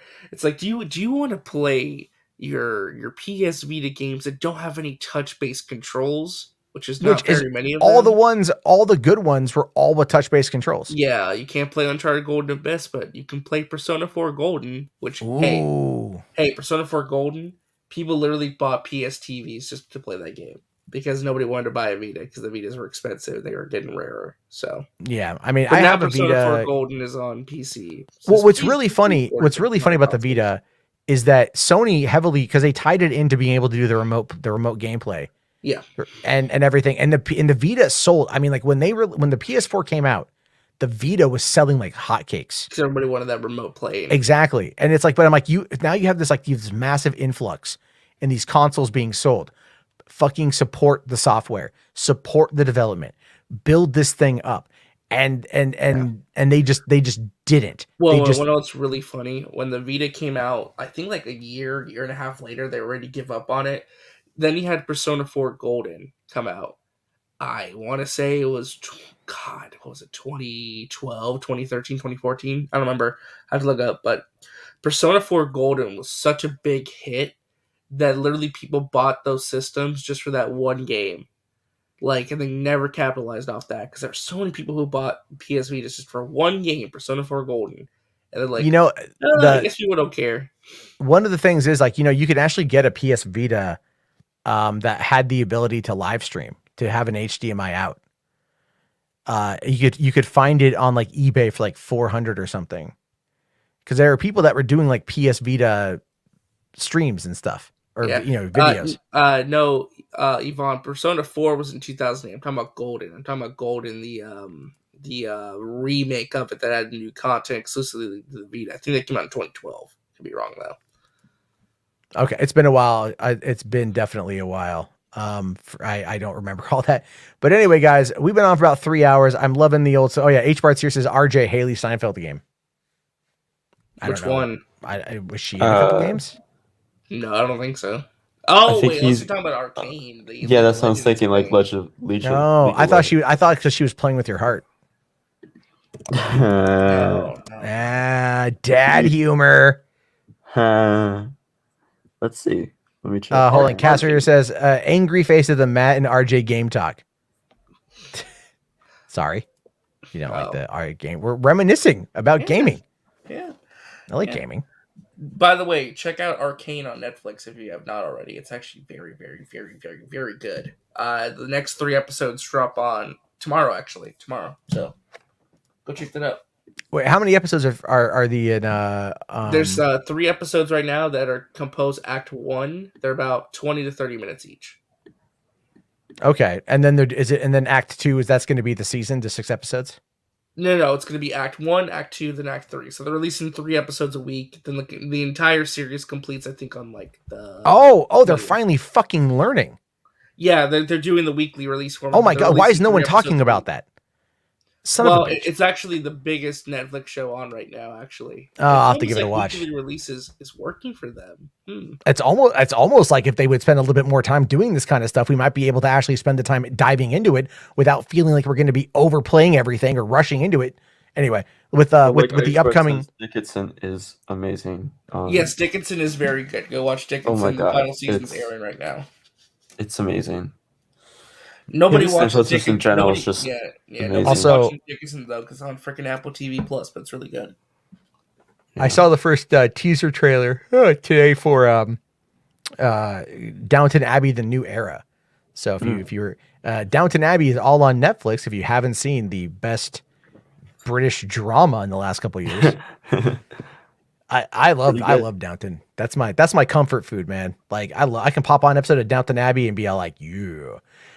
Taylor here says a new anime is also doing weekly on Netflix, and this is the thing. I was Comey can't communicate. Yeah. But there was something I was reading about anime and like the Netflix live action anime, and they're talking about like how because they released the new One Piece like the Gundam. They released the picture of the concept art of the live action Gundam. They announced the cast for the live action series for One Piece. Which is it's a good cast. RJ was like, I'm scared. I am scared. I'm very scared. I love One Piece. I'm a little scared.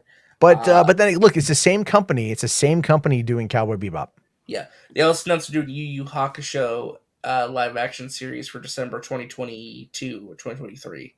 I think 23. I don't know what any of that means. I know you don't. Yeah. But it's a big deal.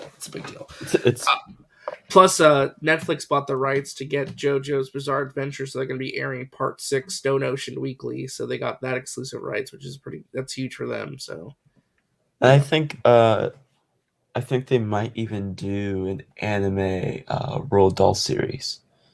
Oh, considering that they now have the worldwide rights to all this stuff. Yeah.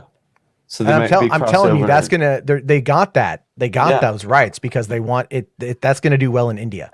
I mean, they have Roald Dahl, they have Narnia, they have Avatar. I mean, they have so many cool things. Well, okay, but for Avatar, they've only got the live action, whereas Paramount has created Avatar Studios. Yeah. So it's like live action things. And I mean, the live action things, they should just kill the live action thing. I mean, it's just like which they're starting production actually next week for. They are starting production next week. Which General Firelord Ozai, aka Dan, he just posted his wig fitting, like them sculpting his head for his wig fitting. So, okay. So yeah, they're definitely because they were supposed to start production November 16th, my birthday, next Tuesday. Yeah. So, yeah. I just get concerned because Netflix is really trying to do, I think, a little too much of the anime live action adaptations, especially. It's like slow your roll and see how Cowboy Bebop does first before you start committing to other stuff. You know. I think. I think they're looking at Cowboy Bebop and they're going like, this is going to be big. Yeah, because if you look at their marketing for this is. I think Cowboy Bebop is one of their first series that they actually full on marketed like crazy. Yeah, but here's the thing: Cowboy Bebop is a series that can easily translate to live action, just in terms of like tone and visual aesthetic. How the fuck do you translate One Piece into live action? Because that is a very cartoony style. Like we're talking cartoony. Okay. Oh yeah, it is very cartoony. One Piece is. Like the powers and everything. It's like there's no fucking way. Like it's gonna look like shit if you don't do it right. I mean, it's the same company that does Cowboy Bebop, and I think it also... You would have to give One Piece a massive budget. Like, I'm talking like a huge budget to make it work. When is it expected to release, though? That's the thing. I got no clue. I don't know. I think probably next year sometime. Can I just quickly say as a side thing, is there any way that we could bully Disney into giving us more Tailspin? Well, they removed the dislike option, so you can't dislike the videos and say give us Tailspin, and then we'll release you. Damn it! Finally, I've been thwarted. My plans. Although I just found some videos some kid posted. Some kid, like literal kid, is playing San Andreas right now, and like I'm just like watching his video on playing the remaster San Andreas, and like, oh man, it's funny because I gotta get my hands on 21st Century Studios owns the rights to Dragon Ball Z. And you know who owns 21st Century? That's Disney. Yeah, Disney, if they wanted to, could make live action Dragon Ball movies. Dragon Balls. If they really wanted to, they could. Yeah, they can. Which is very frightening. I'm not sure why they haven't even started thinking about that yet. To be all honest, I'm surprised. Well, according to Skate, they are. Oh God. Well, which actually, I'm scared, but at the same time, Did you know that Lionsgate, actually, this is from Digital RPK, but Lionsgate's moving on the Naruto movie pretty fast, and Sony's getting ready to make their One Punch Man movie with Jake Kasdan from Jumanji directing it. We're going to get a lot of anime adaptations because of how popular that shit is. And it's going to crash and burn, and then they're going to wonder, what did we do wrong? There's some things... they have Dragon Ball, not DBZ. Some things don't need to be turned into live-action franchises. They're going to try My Hero Academia as well. That's going to be... Jesus. I'm just waiting for another Death Note. Oh, God. We don't need that. We don't need that. After that first one... Because funny thing is... You all know you want it. You all know you all know you want to get in on that shit. After the first one, because I liked the first time I watched, I was like, okay, this is cool. But then I talked to my friend about it, and they're like, yeah, no. I'm like, I watched it, and I'm like, yeah, no.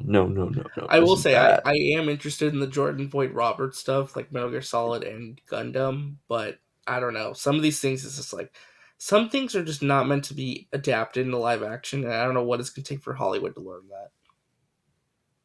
There are some things you don't need to adapt. Just make more animated movies. Just, fund some Japanese animated considering that stuff will be cheaper to make overall. Again, put a 2D movie in theaters, right? Like when they, when they did the Pokemon movie from what, 98? Yeah, like a high budget Hollywood production animated movie. Do something like that. Yeah, but it's like, it doesn't need to be CG. It doesn't need to, look like Sonic the Hedgehog. I'm curious to see what they're going to do with the sequel. I thought the updated stuff on the sequel was good. On the first one was good. But like if they Knuckles, they're going to be fine. Yeah. but it's like, imagine them doing like an Earthworm Jim movie, for example. If they did an Earthworm Jim movie, which I would love to see because the lore there is pretty cool. As much as Doug TenNapel is an absolute dipshit. You can't say that. He's working on a game for the Amico. No, he's not working on the game for the Amico. He's not. He's not involved in Earthworm Jim 4 at all. And Earthworm Jim 4 is like the only reason why I'd want to play the Amico. But then again, I'm pretty sure if I wait long enough, I can port it to my phone. So yeah, and it will be better resolution than the Amico. Mad Max right now is like, you guys, come on, come on, guys, come on. Let's see here. Oh yeah, I'm looking. GM tomorrow. It's like, hey, what the hell, Matt? What are you doing? Why you guys Anyway, okay, we've been on for 3 hours. I've got to go. I got to go to bed. But anyway, guys, listen. So you guys, we still have 93 people here. We had a high of about 150, I think, and that's amazing. Oh no, it was like 188, I think. It was a lot. We were up there a lot. The show's been growing. Thank you all so much for your support tonight. Thank you, everybody, for coming on in. If you're listening to this on the VOD, I'm so sorry, but I think time well spent. And have a great night, everybody. Thank you again. We'll see you all tomorrow.